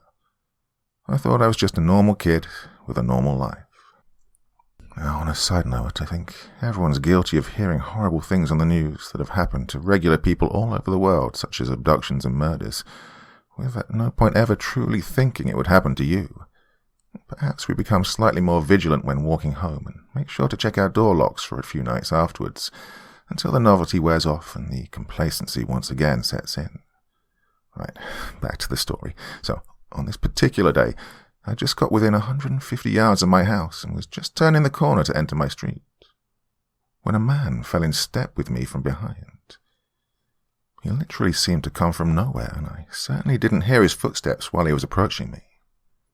"Well, hello there," he said with a smile. It wasn't a sinister smile, but not a friendly one either. It was the type of smile you'd do if you were showing someone what a smile was. There lacked, emotion behind it. It seemed completely put on. It was a mask to hide the real face that lurked beneath. "Hi," I murmured back after a brief scan of my mind to figure whether or not I actually knew this man. I looked him up and down, as if doing a full body scan would help me to try and put a name to the grinning face glaring into my soul, and I noticed that he was dressed in all dark clothing. Dark jeans, dark long-sleeve shirt, black thick shoes. He looked around mid to late 30s, medium-length greasy slick-back hair. His superficial smile branded a single row of off-color white teeth with a gold premolar tooth on the left side, which seemed to sparkle in the mid-afternoon sun, almost matching his charmy act. He continued to make eye contact. He didn't have what you'd call an intimidating physique, but he was just under 6 foot and had a rugged look to his face and hands. Well, I couldn't take him in a fight, let's put it that way. At first his presence wasn't a threatening one, at least not to me at the time anyway. But I figured then, and I definitely know now, that this wasn't normal. I'd racked my mind over and over, and was now confident I didn't know this man. I'd started to realize he'd waited until I'd walked far enough to no longer be surrounded by other people from the bus, and I'd just turned the corner onto my cul-de-sac and was within 70 yards of my house. My empty house, with no one home to rescue me. I tried not to panic initially. I told myself that he'd only said hi and we were in broad daylight. But then things took a turn towards the sinister and he started asking questions that got more and more alarming. At first it was just, it's a lovely day today, isn't it? And how's school treating you? Stuff like that. I just answered, yes, fine, avoiding eye contact, hoping that he'd get the hint, as I had no interest in talking to this stranger. But then his approach changed. I like your pigtails. They make you look real cute. He said this in a deep voice, and his breathing had increased. And then he added, so, do you live in one of these houses? This honestly made my toes curl in my little white dolly shoes, and this is when things started to turn south. I should mention on my cul-de-sac there are only 5 houses, so I couldn't lie to him, as why else would I be walking there? His question seemed completely rhetorical. He'd obviously followed me and watched where I walked before he approached me. Is your mummy or daddy home? Yes, I lied, but in my panic I hadn't realized I'd already pulled my keys out of my pocket in case I needed to get in my door quick. And I could tell his predatory instincts had sensed this already. I could almost feel a hunger inside him grow as he realized he'd caught me out, and also he'd noticed me staring at my own front door out of anxiety. Damn, I'd messed up. Coupled with the fact he'd already guessed I had the keys to open the door, he knew there wasn't anyone there to let me in. He knew I'd be alone in that house. His voice seemed to tremble now with a poorly restrained excitement that made my blood run cold. His questions became more alarming by the second. My car's broken down and I need to call a cab. He seemed to emphasize the word need. May I come to your house and use your phone? I started to sweat. I knew this was a lie. Why would the only person you asked to help be a defenseless 11-year-old girl? I felt my body start to pump adrenaline. I was in real danger. My body knew it before I did. Thinking back, there were so many red flags about this man. I should have realized sooner. I don't think the man blinked once during the whole exchange, and every time he finished a sentence, his face would reset to that same put-on smile. His eyes had nothing to them. He would look at me and have that look in his eye like a wolf looks at a wounded deer right before it drags its screaming carcass into the woods and tears it to pieces. I remember feeling like prey that day every time that man looked at me. I was desperate. I needed to think of something. So I pathetically attempted the stranger danger line and told him my mum doesn't like me talking to strangers. He scoffed and answered with fluency that his name was Dave, and they asked me my name. I said, Gina. Yes, I lied again. The way he grinned and said, well then, Gina, now we're introduced. We're no longer strangers. 2 things haunted me about how he reacted. The fluency of his comeback almost suggested he'd been confronted with this line before, and the way he said Gina, as if he knew I was lying and was humoring me. Or maybe he just didn't care, as soon I would become just a statistic. I tried to think on my feet again to try to get him to leave me alone, or at least think I wasn't as easy pickings as he clearly thought. I needed to think of something that would make him believe that someone was home. Or maybe my brother's up. He works nights, but he gets up around now, so you can borrow his mobile, or maybe he'll get your car going. I attempted. Well, I genuinely thought this was brilliant. It explained why the door might be locked, but still gave the impression that someone was home. But this didn't rattle him. His facial expression changed almost immediately, not in a good way. He pulled a pair of black leather gloves from his back pocket and began sliding them on with a sadistic excitement that told me he was calling my bluff. Brilliant. Well then, let's go see your brother. I looked up helplessly, lost for a response, at the man who now knew he had me. He could smell it a mile away that I was lying. I stared up, dumbfounded, at an experienced predator who knew how to corner his prey. A tear started to escape from my eye as I froze in terror at the realization I was done. He put his now gloved hand on the top of my back and ushered me towards my house. My entire frame was trembling. My blood was pumping round my body at a rate I didn't know possible, and I was trying my hardest to hold back a flood of tears. At this point, I know what you're thinking. What kind of parents leave their 12-year-old child alone for hours on end? But we live in a seriously good neighborhood. The sort of place where kids half my age play in the streets for hours while their parents share a glass of gin in the backyard, gossiping and bitching about the rest of the neighborhood, and where the men all go to the same local bar and go bowling together. But I think this entire event and the events that lead on from it changed our little suburban utopia forever. So, there I was in the hands of a pure predator, a man who'd actually manipulated me and got me to invite him into my own home. And now he was going to do whatever he wanted to me between now and when my mum arrived home in 4 hours. I desperately scanned my street for assistance. The neighbours on my left were out of town, and the ones on the right, well, their cars were missing. Not a good sign. The other houses were too far behind me now for me to try and run, and the man had me walking straight forward. The man sensed this, and he gave me a psst. He met my gaze and made me follow his to the obscenely sized knife he had concealed in his sleeve. I knew if I screamed, I was dead. I knew if I stayed quiet, I was dead. So I closed my eyes, held my breath, and tried to go to a happy place. But it was useless. All I could picture was the horrific things this man would do to me, and what would happen when my family came home to find my mutilated corpse. Or worst of all, not find me at all. I would belong to this man forever. All of a sudden, we stopped. I assumed we were at my front door. I started to sob, reluctant to pass over the keys. But after a few seconds, I didn't feel the man take them, so I opened my eyes to see what was happening, praying to see a cop or a neighbour confronting the man. We weren't at my door. We'd reached the foot of my driveway and stopped dead in our tracks. But there was no one there. We were still alone. No one had come to save me from the man, and that broke my spirit that little bit more. To think you have hope and then have it snatched away is a soul-destroying moment. I closed my eyes as I awaited the man's instruction, but then I felt his hand slip, and he let out a no. His voice had slipped from this superficial charm and fluency to murmuring, and his voice took on a panic tone. I opened my eyes again. I looked at Dave's face. The violent, malicious smile and the excited immediacy to his posture had now totally vanished. He looked as scared as I'd been 10 seconds ago.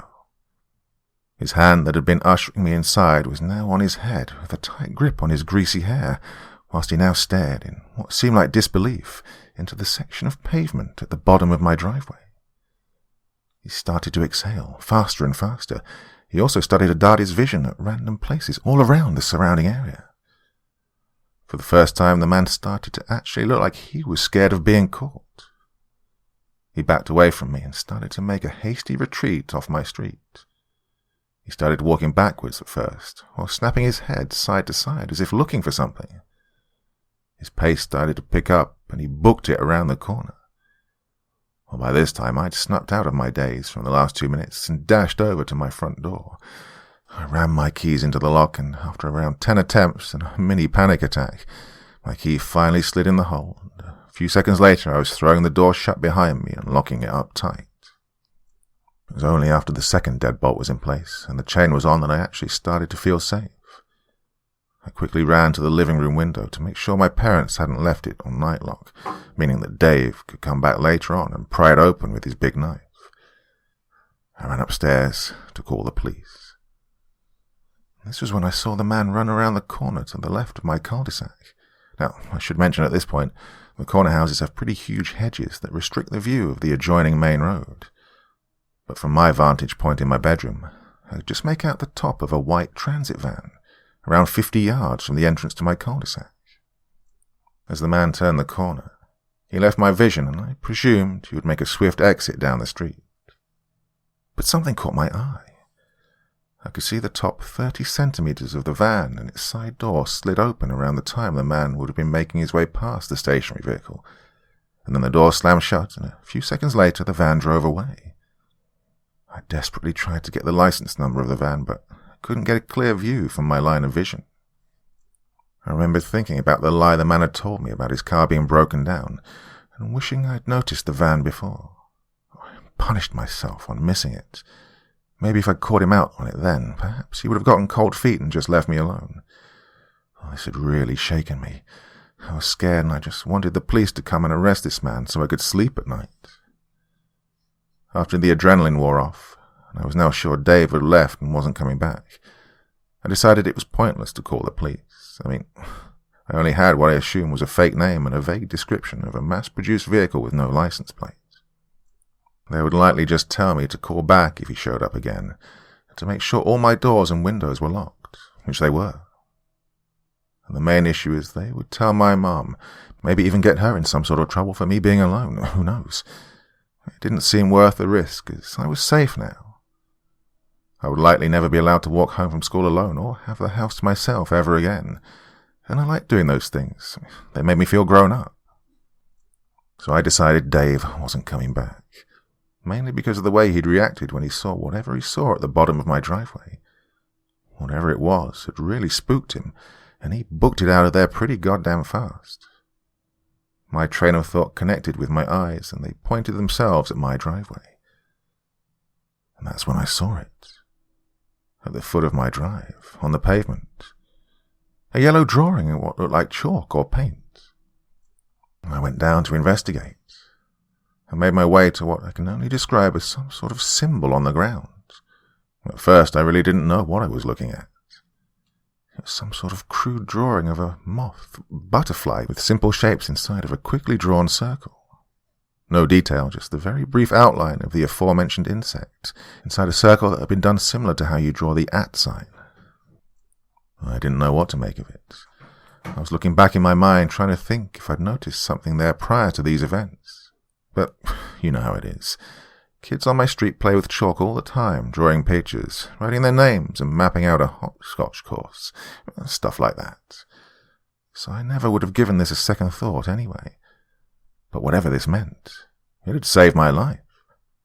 It had put the fear of God into a frenzied paedophile who was moments away from having a 12-year-old girl at his mercy.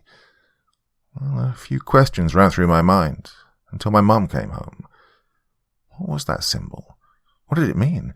Why did it cause Dave to have a mini heart attack and flee to his van? And how did I not notice the van before? Did Dave have a friend nearby, and that was his getaway, or worse, was he coming to join in? Why had he suddenly decided to follow me?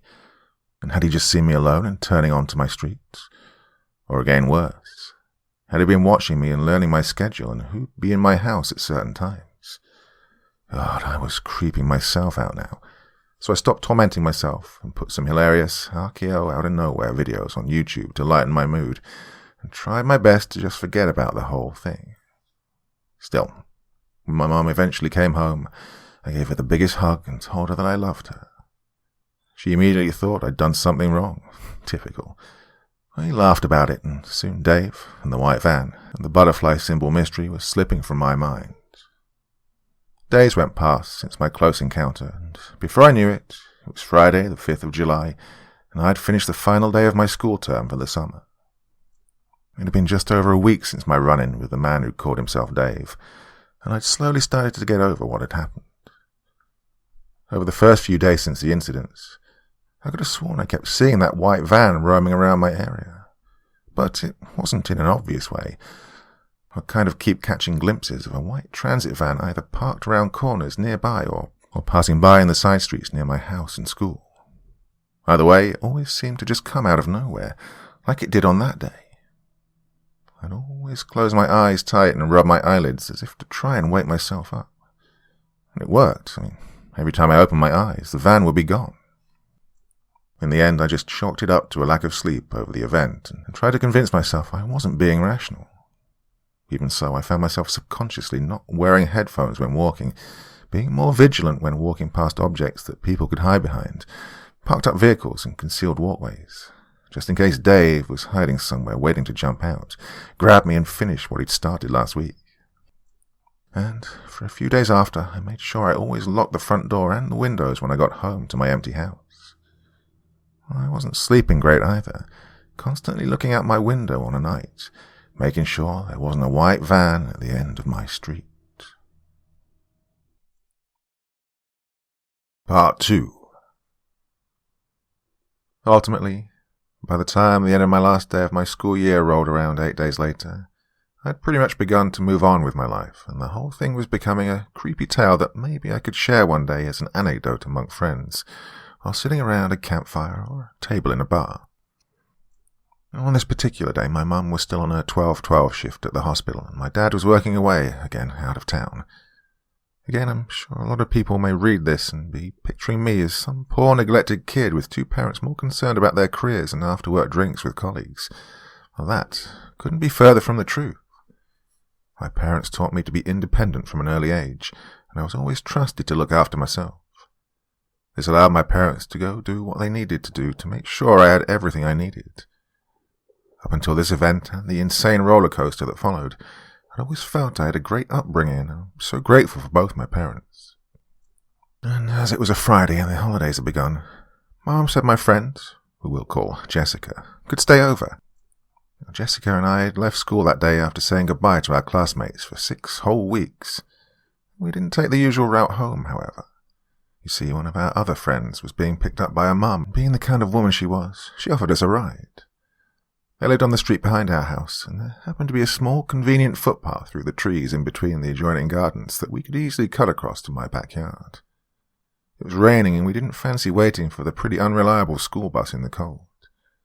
This meant also me, Jess, and our friend Daisy could also finalize our plans for us 3 meeting up over the summer holidays in a comfortable and warm Audi Q5. We obviously snatched the offer up.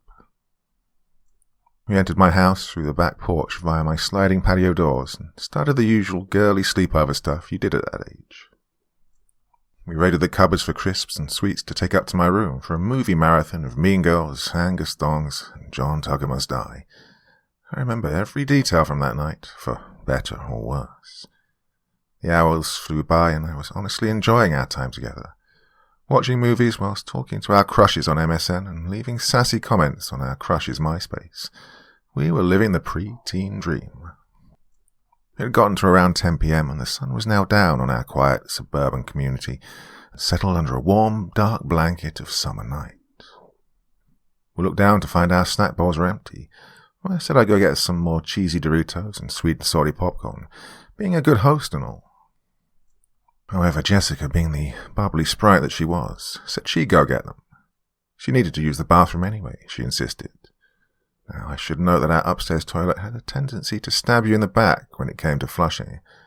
I don't imagine she wanted to risk the embarrassment, and the mix of sugar-rich fizzy drinks and processed salty snacks had clearly taken its toll on her stomach. I didn't want to make things weird for her, so I gladly handed her my bowl. She hopped off the bed and walked to the doorway, and turned sharply to the right and made her way down the hall. However, just before she stepped out of sight behind where the bedroom door hinge is fixed to the landing wall, Jessica paused for a second to look back at me. She gave me a smile. I'm not entirely sure what the motivation behind it was, but it was a warm one, and I reciprocated. I think we were just sharing a strong bond of closeness, and we were both feeling the euphoria at the fact that school holidays had begun. 2 13-year-olds with a house to themselves, with 6 weeks of school-free summertime ahead. Everything going for us, and everything to look forward to. Who wouldn't want to crack a smile, eh? We weren't the most popular kids by any stretch, but that didn't matter, not to us. We had each other and a few other close friends. Our circle was certainly small, but that was more than enough for us. Oh, me and Jessica in particular were especially close. She was more like a sister to me. We'd been friends since I can remember my first memory. She was loyal to the core, and I was to her. We were inseparable, and people also often mistook us for each other. We'd always looked alike, and due to being so close, we tended to wear similar clothes and have our hair done the same way, almost like twins. In fact, I think it was only a few weeks before this event took place I started doing my hair in pigtails, to at least try and stand out from Jessica, but it was useless. Other than her being a little bigger than me, We were pretty much identical. Jessica's warm smile remained on her face until she moved out of sight and proceeded to make her way downstairs. Once she left my sight, I convinced myself to scooch down to the bottom of my bed from the comfy position I was in, all relaxed in the nest we'd made for ourselves from my pillows, duvet, and the corner of my room where my wall met my headboard. I guess pausing the film seemed the least I could do for Jessica, since she was grabbing the snacks and everything. The remote was set on my bedroom windowsill, which was situated upside the space between the foot of my bed and the TV in the corner of my room. My vision locked onto the item as I shimmied on my butt down the bed. I grabbed the remote, paused the movie, turned to replace it. As I lifted my head and broke eye lock with the remote for the first time, well, that's when I saw it. The top 30 centimeters of a white Ford Transit van. Discreet and innocuous, yet all the while unmistakable and nefarious. I once again attempted my previous trick and began closing my eyes tightly and rubbing them with my fingers, in the desperate attempt to wake myself up from what now seemed like a recurring nightmare. I put everything into the process, including a little prayer that I was dreaming for good measure, hoping that this yielded the same results as it had done earlier in the week, but this time, no matter how many times I repeated this, it never worked. Every time I unclenched my eyes, I could still just make out the top of that Ford Transit white van from just over my neighbour's garden hedge. This was getting real, and I felt my breathing increase. Oh, crap. No way, I whimpered in disbelief. I was frozen in a state of denial and rationalization, trying to fight off the surge of pure terror that was threatening to erupt from within me. The realization hit me in the face like a bat, that if in fact this was the van, the same van from last week, then Dave would not be far away. I tried desperately to convince myself this was just another van, desperately looking for differences in size, color, or shape, but I couldn't. It was the same make, the same model, and I knew by the way it was parked, exactly how it was that day Dave had jumped inside it to make his getaway. Parked just around the left corner to the entrance of my cul-de-sac. What was hitting me now was an unwanted case of déjà vu. I was looking on in shock when the van, as if sensing I'd noticed it, suddenly burst alive. The engine fired and began to tick over, and its headlights unleashed their rays like a sleeping animal being awoken. And then, to my horror, it began to creep slowly around the corner and made its way onto my street. My eyes wouldn't look away. I watched it pull up directly in the middle of my cul-de-sac, side door aimed at the front of my house, lined up almost perfectly with the symbol at the bottom of the drive. Red flag number 1. I looked for the license plate. There wasn't one. Red flag number 2. The side door of the van snapped out of the closed position and the door slid backwards approximately 10 inches, revealing a preview of the dark abyss from within the vehicle. And then, from that very abyss, I noticed the third and final red flag. A black-gloved hand protruded from the darkness to place its palm on the edge of the door and began to carefully, as if not wanting to make too much noise, slide it open further. This made me snap out of my daze for the first time, and my senses came back to me. I needed to get down and make sure the doors were locked, as I couldn't remember if me and Jessica had locked the patio doors behind us when we'd come in. Jeez, we'd been so busy laughing and giggling about school and other stuff that maybe we'd forgotten. I needed to get her upstairs, barricade my room, and call my mom.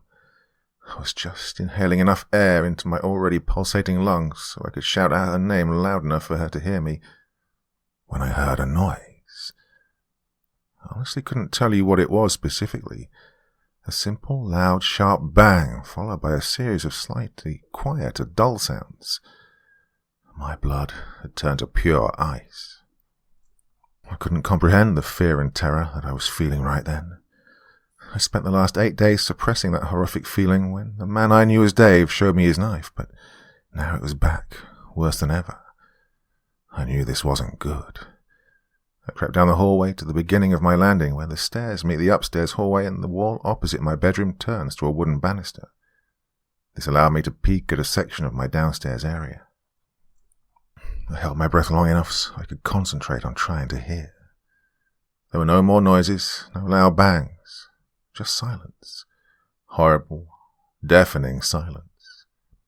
The only noise I could hear was the sound of my heartbeat pounding away in my eardrums.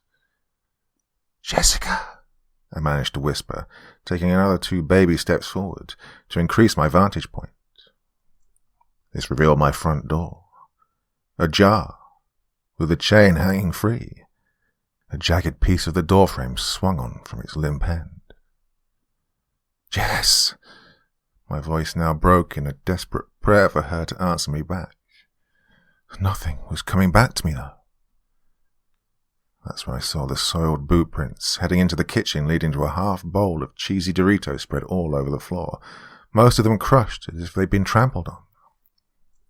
The boot prints led in from the front door into the kitchen where the mess could be seen, and then they retreated back out of the house.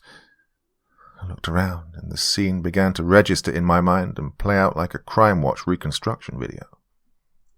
I pictured the door being kicked open, the chain breaking. I then saw a man with fresh mud from our garden make his way into our house, leaving the footprints as he entered and left. I imagined Jessica dropping the bowl of chips after being startled by the door being burst open, the Doritos spilling on the kitchen floor. And finally, it was the image of the man grabbing Jessica and placing his gloved hand over her mouth and dragging her out to my front door that made me realize there and then that my best friend was gone. I was frozen, trying once again, pathetically, to wake myself up. This couldn't be real. Things like this don't happen to people like me. I'm just a normal kid. These were the thoughts flying through my brain. Cliché, I know, but when an event like this happens, I can tell you now, it really is something that your head can't get around. It seems like hours have passed, but it was probably only really 90 seconds before I eventually accepted that what had happened and told myself I had to act fast. I ran back to my room to get my phone, toes slipping off the end of every other step as I frantically tried to get to a place of safety. As I was trying to dial my mum's number, fighting the uncontrollable shakes in my nerves and trying to ride the overwhelming surge of adrenaline, I looked out of my window. The van was now gone. I sat in my room with the door shut and my chest of drawers pulled down alongside my wall to act as a deadlock on the door, and sat with my back against it, feet against my bed for leverage. Nothing was coming in while I had anything to do with it. My mum had instructed me to stay put and keep safe while she'd call people who needed to be called. She promised me she'd be there soon and everything was going to be okay. I couldn't tell over the phone if she really believed that. My dad, the police, and Jessica's parents were all notified by my mum as I sat hyperventilating in the middle of my room, eyes locked on the barricaded door. Jessica's mum knew all about my mum's working hours and knew that me and her would be home alone that night. She was fine with it, as both our mums knew how mature we were for our ages. But even so, I don't know how my mum managed to break the news that a man had come in the middle of the night and taken her only child. The police arrived first, through my bedroom door. An officer addressed himself. "Olivia Matthews, my name's Detective Paul McKinley. I'm from the police department. We've had a call from your mum about your friend. Can you come out, please?" I didn't trust him right away. I asked him to prove who he was. He gladly obliged and responded by telling me my mum's name and what she did for a living. He also advised me to take a look outside my window. I pulled my wardrobe across my window frame for extra security, so I didn't notice the flashing blue lights of the police response team right outside my house. I took this as validation that he was in fact a policeman and not the man coming back for me and conning his way into my bedroom. I spent the next 15 minutes being comforted by Detective McKinley downstairs on the couch until my mum and Jessica's parents got there. They arrived at almost the same time, with my dad arriving 30 minutes later. He'd abruptly left his work site as soon as he'd heard from my mum. Jessica's mum, oh, jeez, she looked broken. She'd always been a very bubbly person, just like her daughter, and she was kind of like one of the girls in a lot of ways. I'd always enjoyed her company anyway. I imagined if this night had never happened, then she would have been the type of mum who would have taken us both for brunch to talk about men and gossip when we reached our later teens, but I knew from the minute she walked through my front door on that night that the woman would never be the same again. The sheer agony on her face from her panic and threat over her daughter's fate was enough to make me want to vomit. I honestly didn't recognize her. The detective wanted my mum to be present before I gave my statement.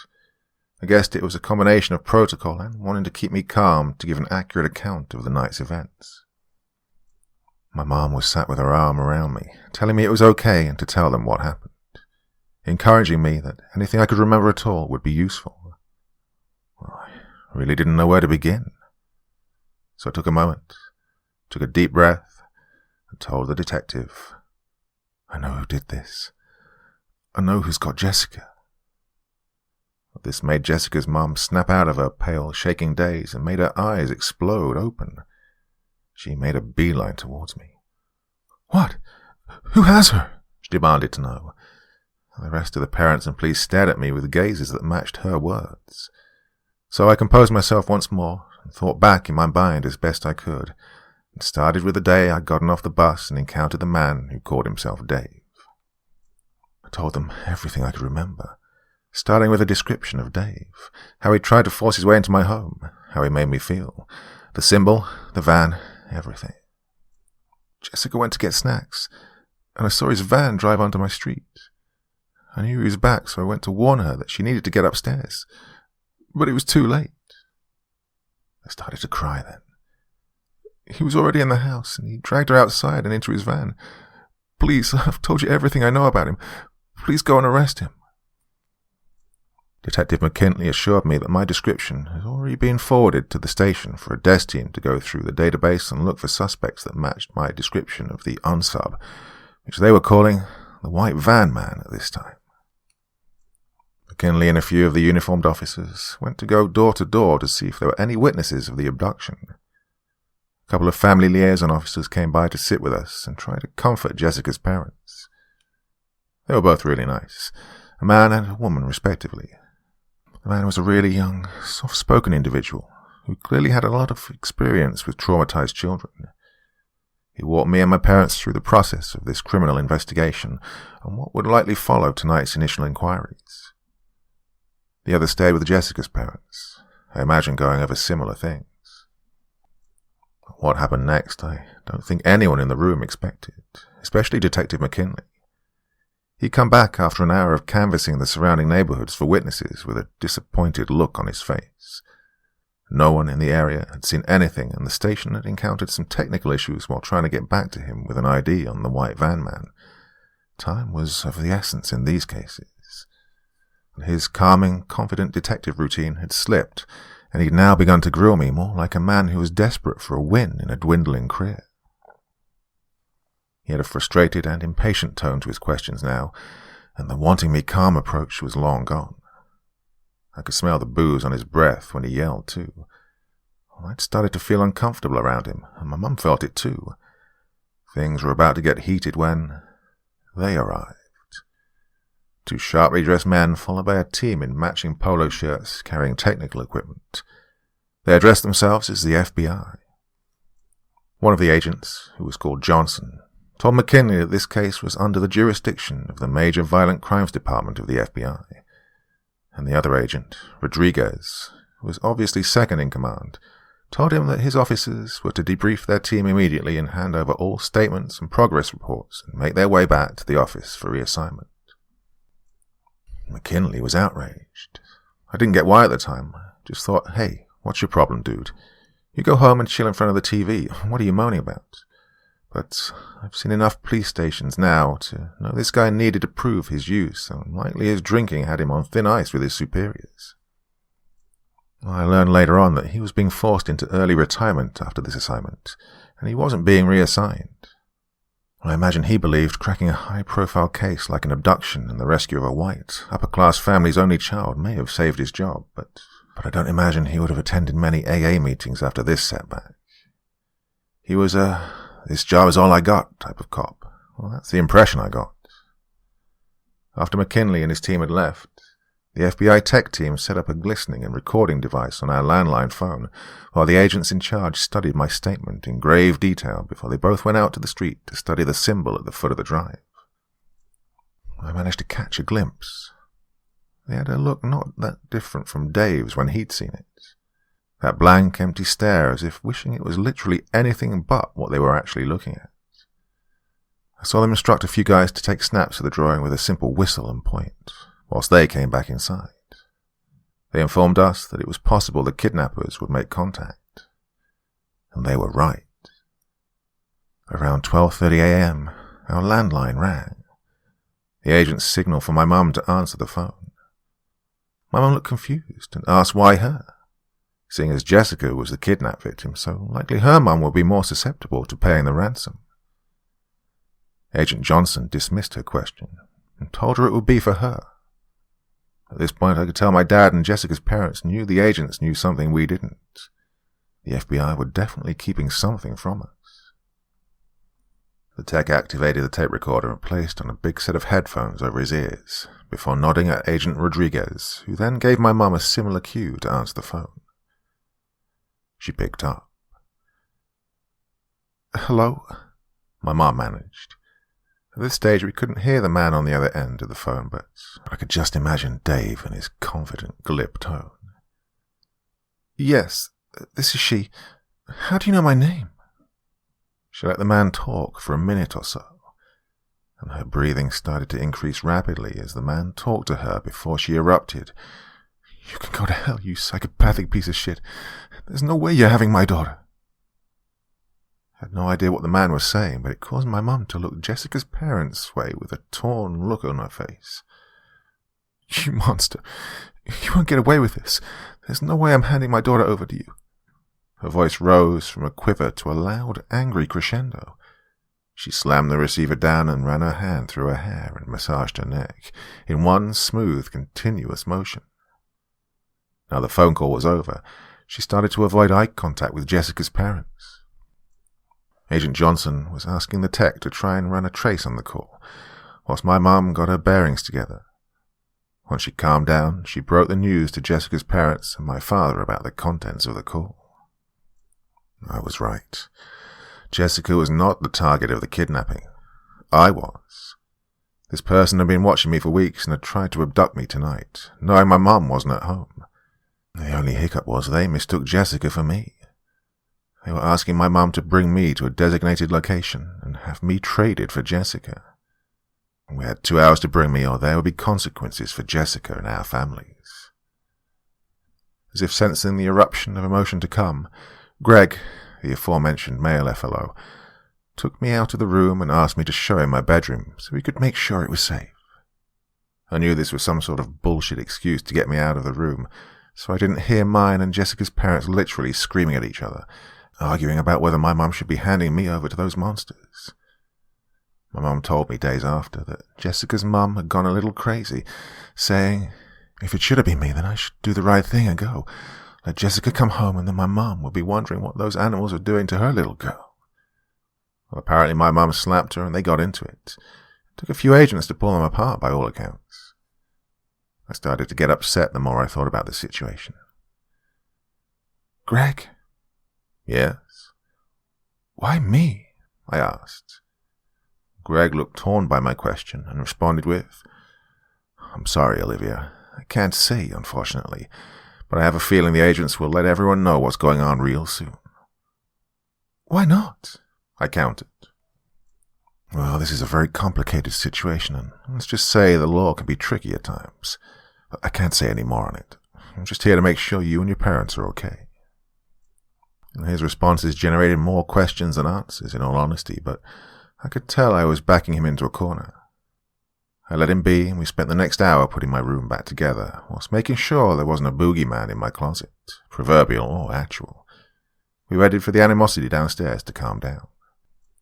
The other FLO called us down after an hour, and I walked down my stairs to mine and Jessica's parents all sat on my couch with Agent Johnson stood up in front of them, like a teacher in front of his students. I took a seat in between my parents, and they both looked down at me with a reassuring smile, as if to tell me I wasn't going anywhere. They knew I'd likely heard the outburst from upstairs. Not that I ever thought my mum would agree to trade me. Nevertheless, I still appreciated it. Agent Johnson spoke. "Okay, guys, what I'm about to tell you is strictly confidential. You are now part of one of the largest ongoing criminal investigations in North America. As he was talking, Agent Rodriguez handed out some documents. I'm going to need each of you to read and sign the bottom before I go any further. We all did without hesitation, but not without noticing the section that stated if we breathed a word about this to anyone outside the FBI, that we would be prosecuted to the full extent of the law. We didn't care, though. We just wanted to know what was going on. So, who took Jessica? Was it the man who grabbed me last week? Was it Dave? I asked boldly. Agent Johnson didn't say a word. Instead, he continued looking at Agent Rodriguez, waiting for confirmation that we'd all signed the non-disclosure agreement. Rodriguez continued to review the paperwork, while my dad blurted out a question. The police were here before. Their desk team or whatever. Well, they were looking for someone. Have you had a lead? Rodriguez remained flicking through papers, and Johnson continued watching him. My mum backed up my dad's question with, Yeah, they were. White van man. Who is he? You know, don't you?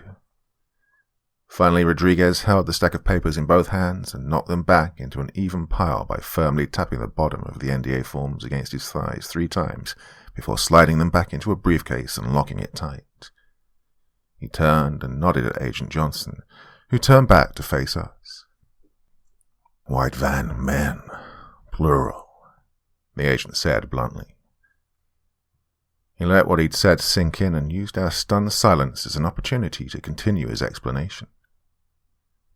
The people who we believe have Jessica are a large group of dangerous individuals that we've been chasing for a long time now. Part 3. I wasn't sure if what he'd said had really gotten through to my traumatized mind, so I jumped in and interrupted. Men? People? I questioned, not letting him get a response in before going off on a tangent. No, it's not a group. It's just one guy. He said his name was Dave. He tried to take me last week, and now he came back to finish the job, but he took Jess instead, and it's all my fault. Please, you have to find him and get her back. Please. I started to get frustrated. Time was running out, and we didn't have time to spare. In all honesty, I felt like I was responsible for not letting my parents know about Dave in the first place, so I was desperate to get Jess home safe. Agent Johnson held his hand up dismissively to calm my outburst, and made sure I was listening before he continued. The man you described. He sighed in what felt like a bit of shame. His name isn't Dave. His name is Damien Ramsey. He took another pause and sighed again as if trying to find the words whilst his gaze was aimed at the floor. He is a criminal informant of the Bureau. Our eyes all widened. This was getting more and more bizarre. Well, my one went ballistic, as you can imagine, saying that this man tried to force his way into our home last week to do God only knows what to me, and now we find out he works for the FBI? Well, she was appalled and outraged, but my father managed to settle her down. He, as well as everyone else, wanted to know more. The agent waited for the room to settle again before he continued. He's a real piece of work, no doubt, but he was originally a part of the gang we're investigating. They're known as the Swarm. I couldn't help but think back to the butterfly symbol when he said their name, and a knot tightened in my gut. They are a ruthless, clandestine network of human traffickers who are responsible for a large percentage of violent crime all over the southeastern portion of the country. Kidnappings, child abductions, murders, online torture, extortion, blackmail, you name it. He sighed once again and took on a more defeated look the more he delved in on the subject. They've kidnapped over 700 people, some as young as 18 months. And that's just what we know of. The victims are mainly traded for large amounts of money to some of the sickest people on the planet. And the others, who aren't sold off, are often sent to the worst red rooms on the dark web. In some of the more high-profile cases, they've slaughtered entire families just acquiring their target. I, along with everyone else, listened with pure disgust. I really thought it was bad Jessica being taken by this Ramsey character, but, oh my God, this was becoming so much worse. The agent spoke again. And these monsters don't stop there. Not everyone who gets taken is made into torture or snuff videos, or traded to grooming gangs or satanic cults. We've had some instances where rich kids have been kidnapped and horrific videos and images have been sent to the family with the sole purpose of extorting money. Jessica's mum gasped, and a little more of her soul left her body as her imagination tortured her already fragile mind. So what was this Ramsey character doing trying to assault my daughter if he's a government asset? My mum blurted out in a rage. Well, Ramsey was what we call a spotter for the swarm. He would identify and stalk potential targets that seemed lucrative. You know the types. Home aloners, tearaways, runaways. He's a clever, sadistic psychopath. He knew the area well, and he sold information on targets to these bastards. These people would be trafficked, and he also knew of people who scout for rich families to extort and blackmail by threatening their loved ones. Ramsey himself was not a fully fledged member of the swarm, but he knew how they worked, so he could tell us the gang would scout kids that they could potentially snatch before obtaining photographs, so to advertise the target on the secret online forums the group use. If these adverts are met by a buyer's specific tastes, then the buyer would then offer to pay an obscene amount of money to the gang for delivery of the target. The way he said that word made the parents in the room recoil with nausea. And believe me, it gets worse. With Ramsey's information, we've discovered that these buyers aren't what or who you'd think they'd be. He bit his bottom lip and clasped his hands together as if anticipating the impact of what he was going to say next. They aren't mentally disturbed sex offenders. The buyers are goddamn CEOs, judges, senators, politicians. Geez, we even have some circumstantial evidence some high-ranking cops were involved. We believe this organized group have direct links to some of the country's most rich and powerful elite. This is why this investigation is top secret, and any links to it at all have to be kept internal. We have assets in the field who we need to keep safe. We couldn't believe how dark this was all turning. I could tell everyone was having a hard time grasping the reality of it all. Most of the members of the group tend to be extremely violent, and all of the high-ranking ones have a lot of sociopathic tendencies, but ultimately, together, they're a well-organized unit, with a strong hierarchy in place, and they'll do anything to further their interests. However, Ramsey, well, he was different. He didn't care about the money or the power. That sick bastard had a taste for the young ones himself. He didn't always just hand over the information, and he often used his line of work to satisfy his own twisted needs. And his arrogance eventually got him in some personal trouble with the law. He was arrested on suspicion of the rape and murder of a 5-year-old boy in Atlanta a few years back. Oh boy, we had DNA evidence, damning CCTV footage. We had that bastard dead to rights, literally. And Georgia has the death penalty. And he said this like a soccer player who just missed a last-minute penalty. Agent Johnson's contempt for the man started to show as he continued with the story. We were literally about to charge him when he got this smug look on his face. That stupid face of his. He turned and says to me with this real superficial arrogance that made me want to snap his neck right then and there. I knew the tone of voice he was talking about. So assured, like he was invincible. And now Agent Johnson did his best to replicate Ramsey's broad Georgia accent. Yeah, you just wait a cotton picking minute there, Agent. What if I could give you the biggest win of your pathetic career? Who cares about one little toddler who, let's face it, was begging for what he got anyway? I could make you the biggest cat in the alley, Agent Johnson. So, we agreed to drop the charges in regards to the child, in return for his cooperation and information that aided our ongoing investigation into this organized crime syndicate. When Johnson finished, he almost took on the look of Jessica's mum. He looked defeated. He'd sold out this little boy who'd suffered horribly at the hands of this animal for nothing but a few cheap wins. A few bad apples had faced charges, but the tree, so to speak, was still standing. The swarm was still out there, ruining people's lives.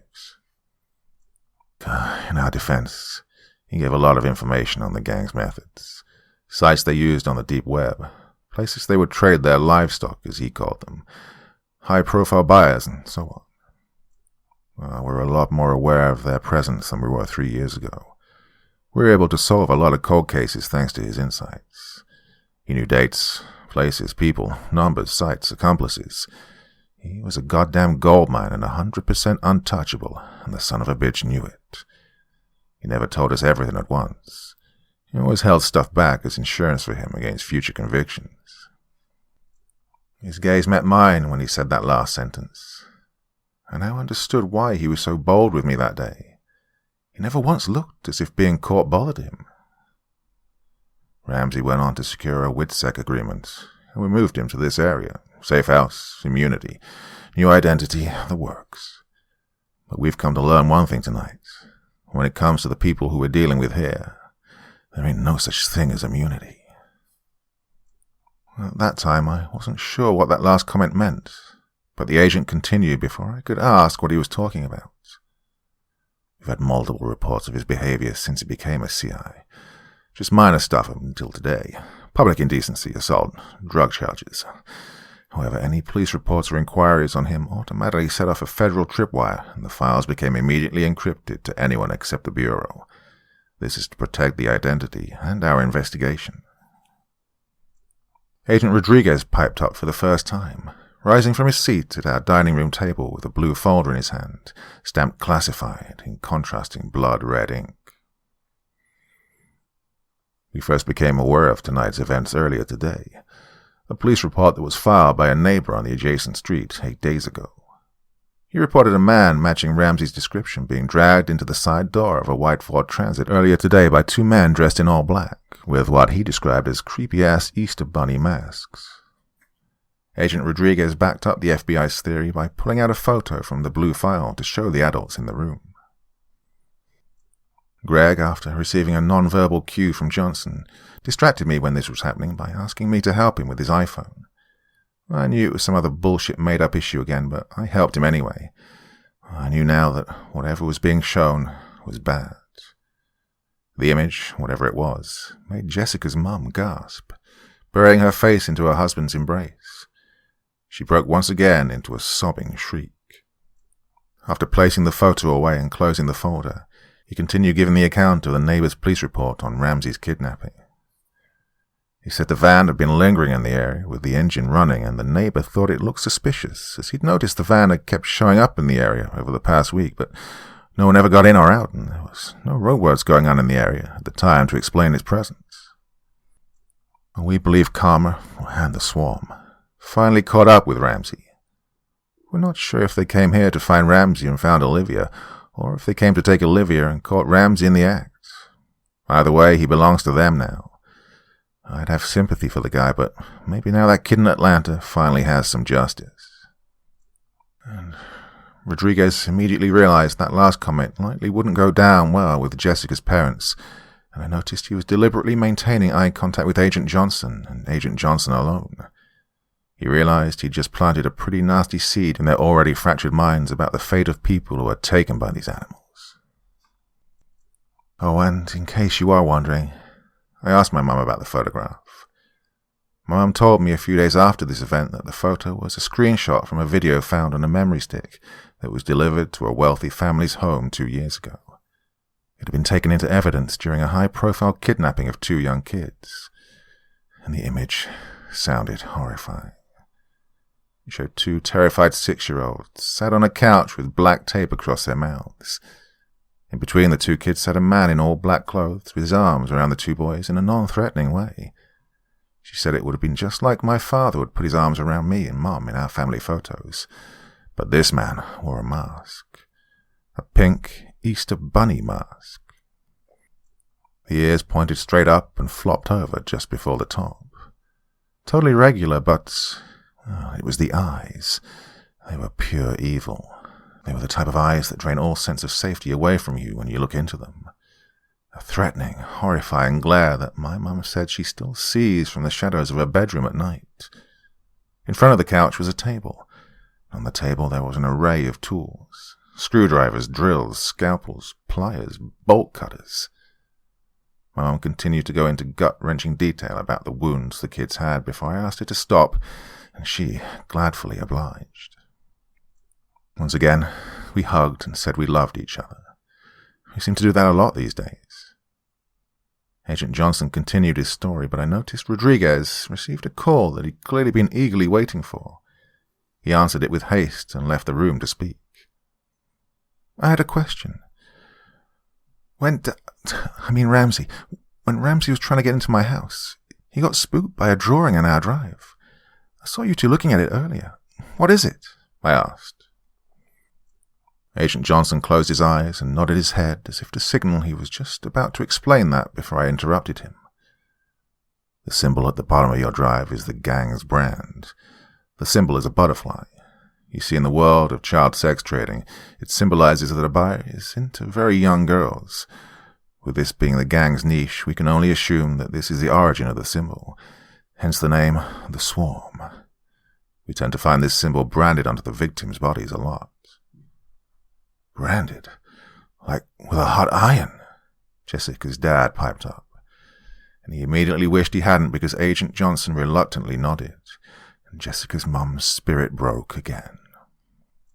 Our working hypothesis is that the gang came to town for business or to look for Ramsey. Whilst here, maybe Olivia caught someone's eye. She walks home alone to an empty house. She looks young for her age, all the stuff that makes these sickos see dollar signs. They would have obtained a photo or video, then advertised it on a buyer's forum on the hidden web or black market this gang use. They'll have received an offer from a buyer, so then they'll have begun to arrange the snatch. They'll have been watching the Matthews house for a few days after, to figure out your work schedules and your neighbors' schedules and so on, finding the best time to strike. When everything is set up and a date is set, this is when they spray the symbol on the drive of the house. This is to signal to the snatchers which is the house of the target. They use the yellow so it can be easily seen in the dark. In rare cases, it's also to claim the target too, warn off other interested parties and avoid conflicts of ownership with a rival outfit.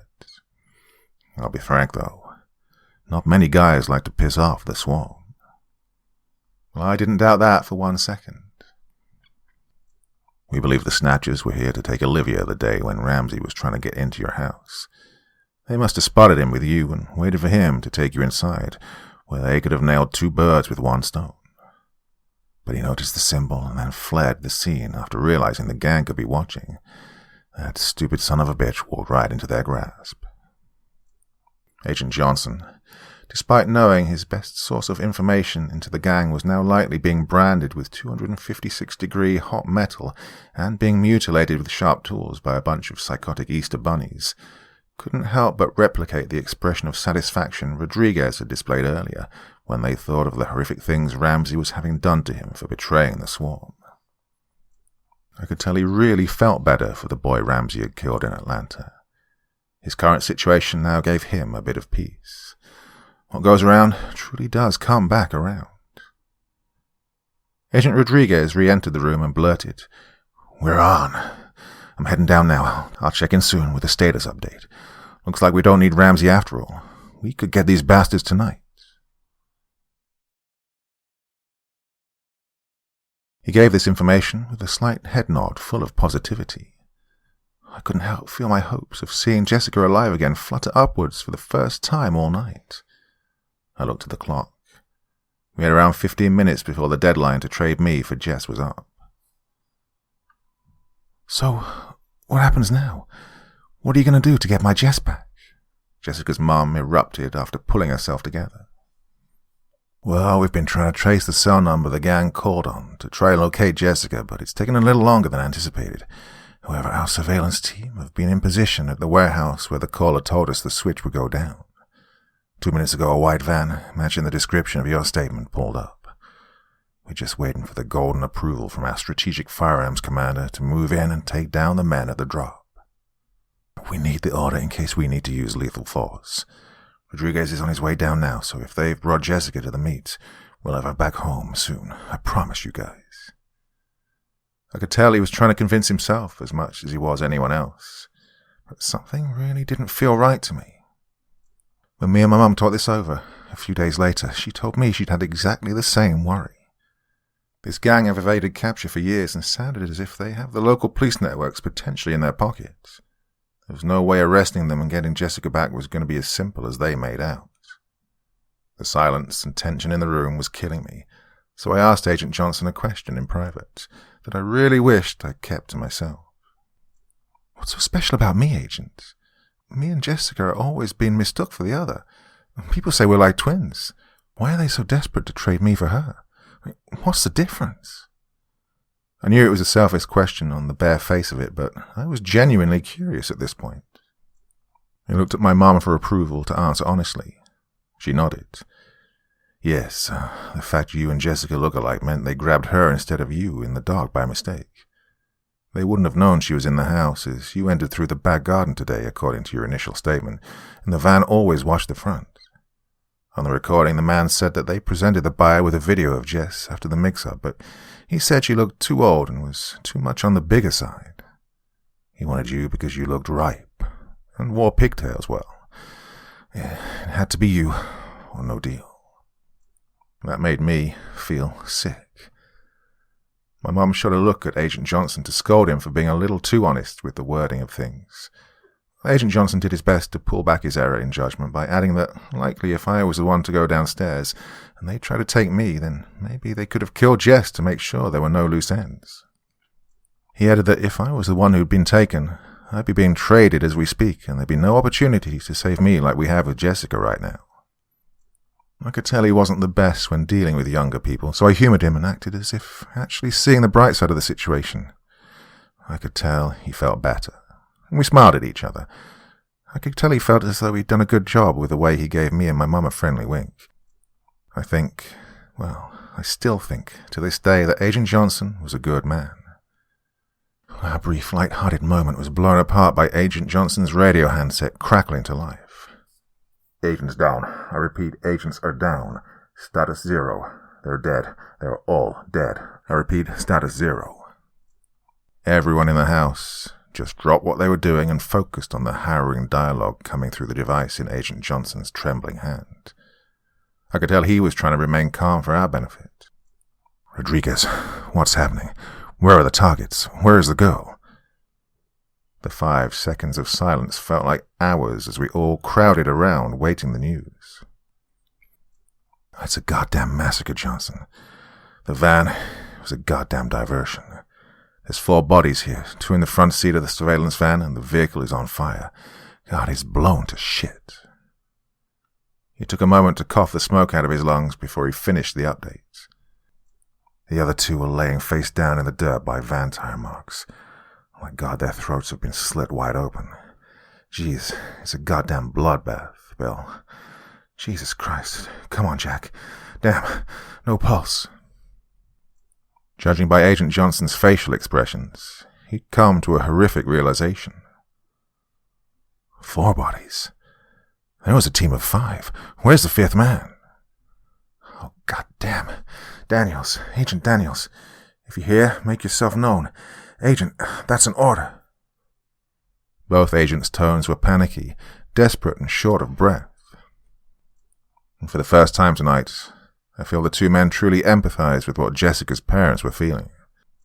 Now I'm older, I have my own theory about what happened to the surveillance team that night outside the warehouse. I imagine the gang had no intentions of making a trade, and Jess was never with them. They wanted to lure me to the site under the false sense of security being under FBI escort. They likely had a unit already in place to take out anyone at the meet, and they were planning to take me by force, whilst tie up a lot of loose ends at the same time. Agent Johnson did in fact say it would be their sort of MO. I believe the gang had seen the surveillance team arrive and park up. They then waited. When the time was right, they drove the van into the middle of the dirt road outside the warehouse as a diversion. A group of men armed with weapons lay in wait inside the vehicle. Once the FBI got the golden approval from the SFC, 3 armed agents got out of the FBI vehicle and approached the van with guns drawn. At this time, another group of swarm members attacked the vehicle with a Molotov cocktail or grenade. The hot explosion and the sound of their colleagues screaming in agony, pulling at their burning skin and clothes, caused the men approaching the van to turn their back on it. This gave the group in the van a chance to jump out and kill 2 of the 3 federal agents and kidnap the other. I guess we'll never know what truly happened, but after 5 years of going over it in my head, That's the most plausible scenario I can think of. There was maybe an hour or so that passed by since the incident, mainly filled by Jessica's mum screaming at the agents, wailing and shrieking, asking where her little girl was and what they were doing to get her back. Agent Johnson's superior then called him to lose his shit and asked him what on earth had possessed 2 decorated agents to send a team of just 5 people to take down the most dangerous organized crime group in North America. Johnson attempted to justify his actions by saying too many agents may have got them detected by the gang and cost them their chance of taking them down and saving Jessica. Well, I would have felt bad for the guy, if not trying to pull my head out of oblivion. The realization I was never going to see my best friend again was a blow I wasn't ready for. When people ask me what the darkest time of my life was, it was this hour. The uncertainty, the waiting. The time between learning our last hope to get my friend back was gone and awaiting to hear what had become of the hard-working agent who was doing his job. And of course, my best friend who had never done anything other than be nice to everyone she'd ever met. The anxiety and dread pulled my insides into knots that I never thought could be undone. And then, our landline phone rang.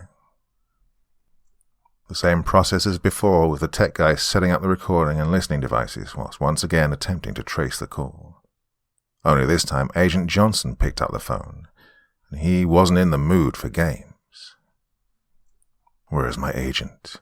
You hand them both over now, and we can talk about a deal. You hurt either one of them, and I promise I will pursue you to the full extent of my ability with the entire backing of the Federal Bureau of Investigation." The only headset was being worn by one of the FBI's profilers, so Agent Rodriguez hit the speaker button so we could hear the man's words and what he was saying about the missing agent.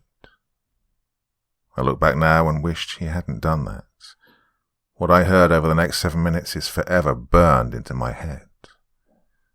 A drawn-out Virginian accent came over the speaker. "Now, come on, Agent. You've been doing that for 3 years now. And you're still seen as a failure in your department. We're still going strong. Not even that little rat you had working for you could help you. You give me back my agent and the girl, you sick bastards," Johnson snapped. A clown-like cackle burst from the speaker. "Well, ain't that cute? You allowed a child being raped and murdered to go unpunished, just so you could further your investigations. And you call us the monsters? Typical lawman." I couldn't help but sympathize, as I could tell this struck Agent Johnson's nerves. In a sense, the man was right. It was hard to defend the hypocrisy of the justice system at times. Johnson had traded the life of the boy Ramsey killed for a tick in the win column in his investigation. I knew Agent Johnson had been haunted by what he did for a long time. He barely had a comeback. And besides, we're way past making deals. We gave you a chance to make a deal. Girl for the girl, and you tried to trap us. So now you're going to feel the consequences of your actions. The man took a pause and said something that made all our hearts wrench. "And then we're going to come get the one we want, whatever means necessary. We're done pussyfooting around, and we got a lot riding on that little girl you got there. She's just what our guy wants." My mum and dad held me as if to give me some sort of feeling of being safe. Jessica's mum looked at us, and I swear I saw her look for Jessica to give her the same reassuring hug. And when she grabbed nothing but air, for the 10th time today, I saw her spirit break that little bit more. Another pause and a few inaudible noises before we heard the agonized screams of a man. The agent. But there was something about his groans of pain. It was off. Daniels, it's Johnson. Shout out anything you can to help us locate you. What do you see? Give me something." "Oh, he won't be able to do that, unfortunately. You see, we thought you might try something like that, being a crafty Fed and everything. And so we ripped out his tongue." He said that with a coldness that had a lot of us taken back. You could see that broke Agent Johnson, knowing his judgment and decisions had this man in this situation. A family man with 2 kids who should be home right now, watching the Lakers take on the Raptors in the playoffs with a cold beer, right before he tucks the boys in goodnight after a day of fighting the bad guys of the world. Instead, he's been held against his will, beaten, tortured, and mutilated. Don't worry though, Agent. Things will stop being cut and ripped off this gentleman if he just writes down in this paper what we want to know. We all looked at Agent Johnson before my dad asked, "What is he talking about?" "That is goddamn classified," he snapped. "Well, of course you know, Bill." The use of Agent Johnson's first name visibly startled him. The man continued, "Of course you could put your man out of a lot of misery and suffering, if you just give me the name that I want. You have my word, lawman. I'll put a bullet in him right now. No more games. But if you don't..." He took a deliberate pause to allow the gravity of his innuendo to hit the agent's imagination. "Well, let's just say he's got 10 toes and 5 fingers he doesn't need in order for him to write a name on a little piece of paper. And if needs must, there's 2 rows of pearly whites here to play with. I am not handing over another innocent for you psychos just to butcher," Agent Johnson exploded, his eyes now glazed over with tears of torment. There was another horrific 5-second pause before the man took a deep inhale through his nose. "Fair dues, Bill. Fair dues. Have it your way." The dull, drawn-out shrieks of Agent Daniel's tongueless mouth screeched through our landline as he was dragged off out of audio range of the call. It was hard to tell with no pronunciation, but we were all pretty sure he was screaming the words, "Please, no." We all could tell he was sobbing, too. I didn't think this night could get any worse. Then the speaker projected the man's voice again. "Now then, put Jessica's mom on the phone, please." We all gasped. Our eyes widened, and I felt my pupils dilating. There was no way this was going to be good. Jessica's mom took the receiver from Agent Johnson. She's already fighting back tears. These people didn't seem to care, though. She dived right in. "Hello, please just give me my little girl back. She's a sweet little girl who hasn't done anything wrong. Mommy. Jessica's voice interrupted her mother's feeble attempt at appealing to the kidnapper's better nature. These people didn't have one. "Oh my God, baby.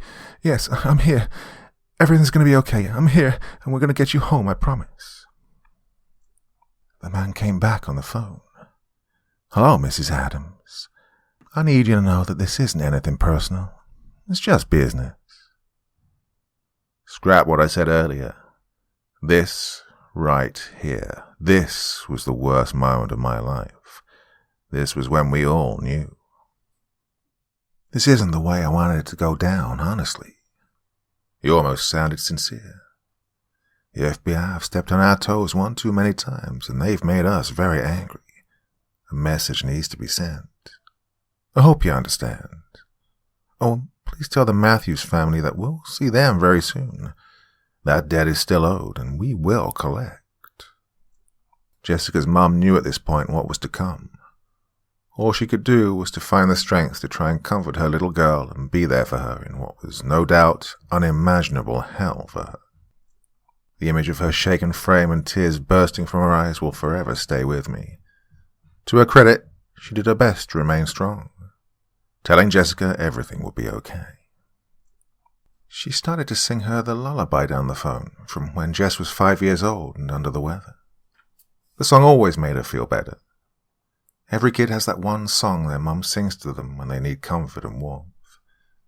I hope it gave Jess some sense of her mother's presence in those last moments. I think I'd have a lot more issues than I do now had Agent Rodriguez not acted as quickly as he did. He dived over the dining room table to switch off the speakerphone just as the sound of an electric drill revved to life and Jessica began to scream in abject terror. We all watched Jessica's mum attempt to hold herself together, tears leaking from her eye sockets. Jessica's father embraced her mother in a state I'd never seen him in before. We all watched the last of her soul shatter as she sang "Hush, Little Baby" into the phone as Jessica screamed in pure agony for her mum and dad to come save her from the bad man. She stayed with Jessica till the very end. We never heard another voice on the line after the screaming stopped. The phone went dead almost immediately afterwards. Jessica's mum collapsed when the caller hung up. A unit arrived shortly after the call went dead. It was from the US Federal Witness Protection Program. They gave my family all new identities and relocated us out of the country. Apparently that was also part of the document we'd signed earlier. We weren't safe anymore and needed to disappear. Well, I can't give much more detail on this for obvious reasons. It was just that our family had to go missing.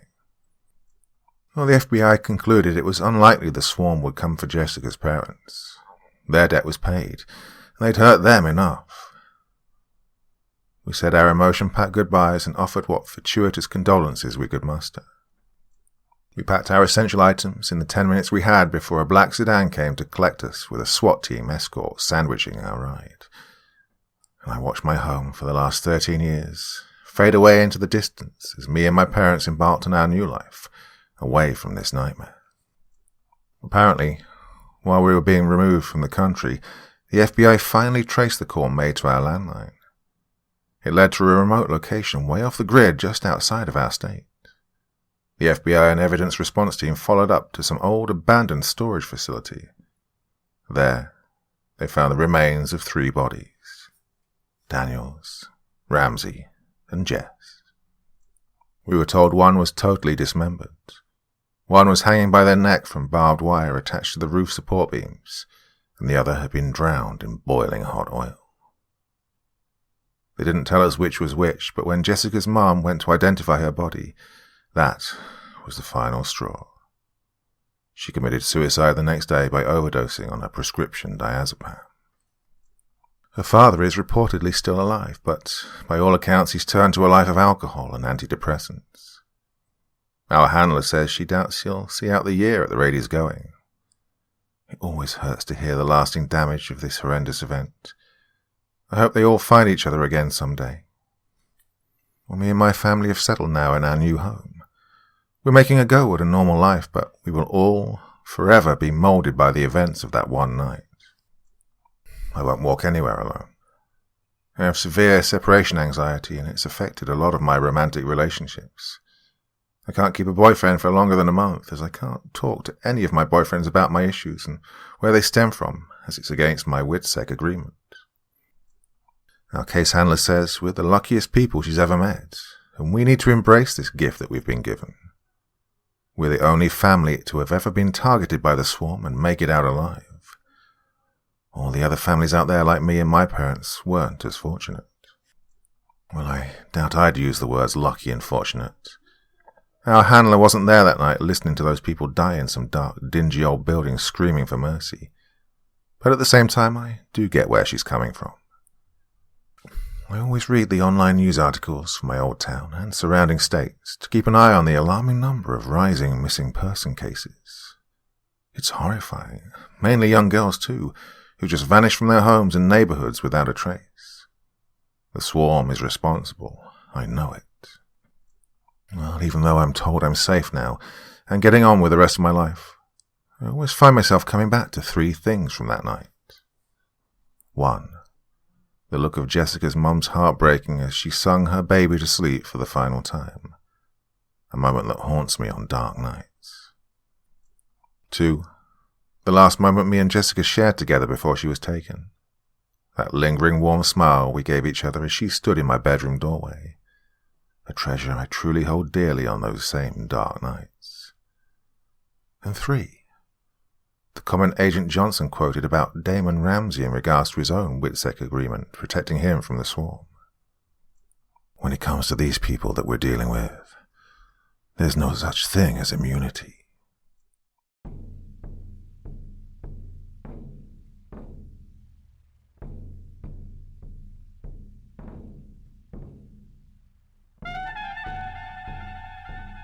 And so once again, we reach the end of tonight's podcast. My thanks as always to the authors of those wonderful stories, and to you for taking the time to listen. Now, I'd ask one small favor of you. Wherever you get your podcast from, please write a few nice words and leave a 5-star review, as it really helps the podcast. That's it for this week, but I'll be back again same time, same place, and I do so hope you'll join me once more. Until next time, sweet dreams and bye-bye.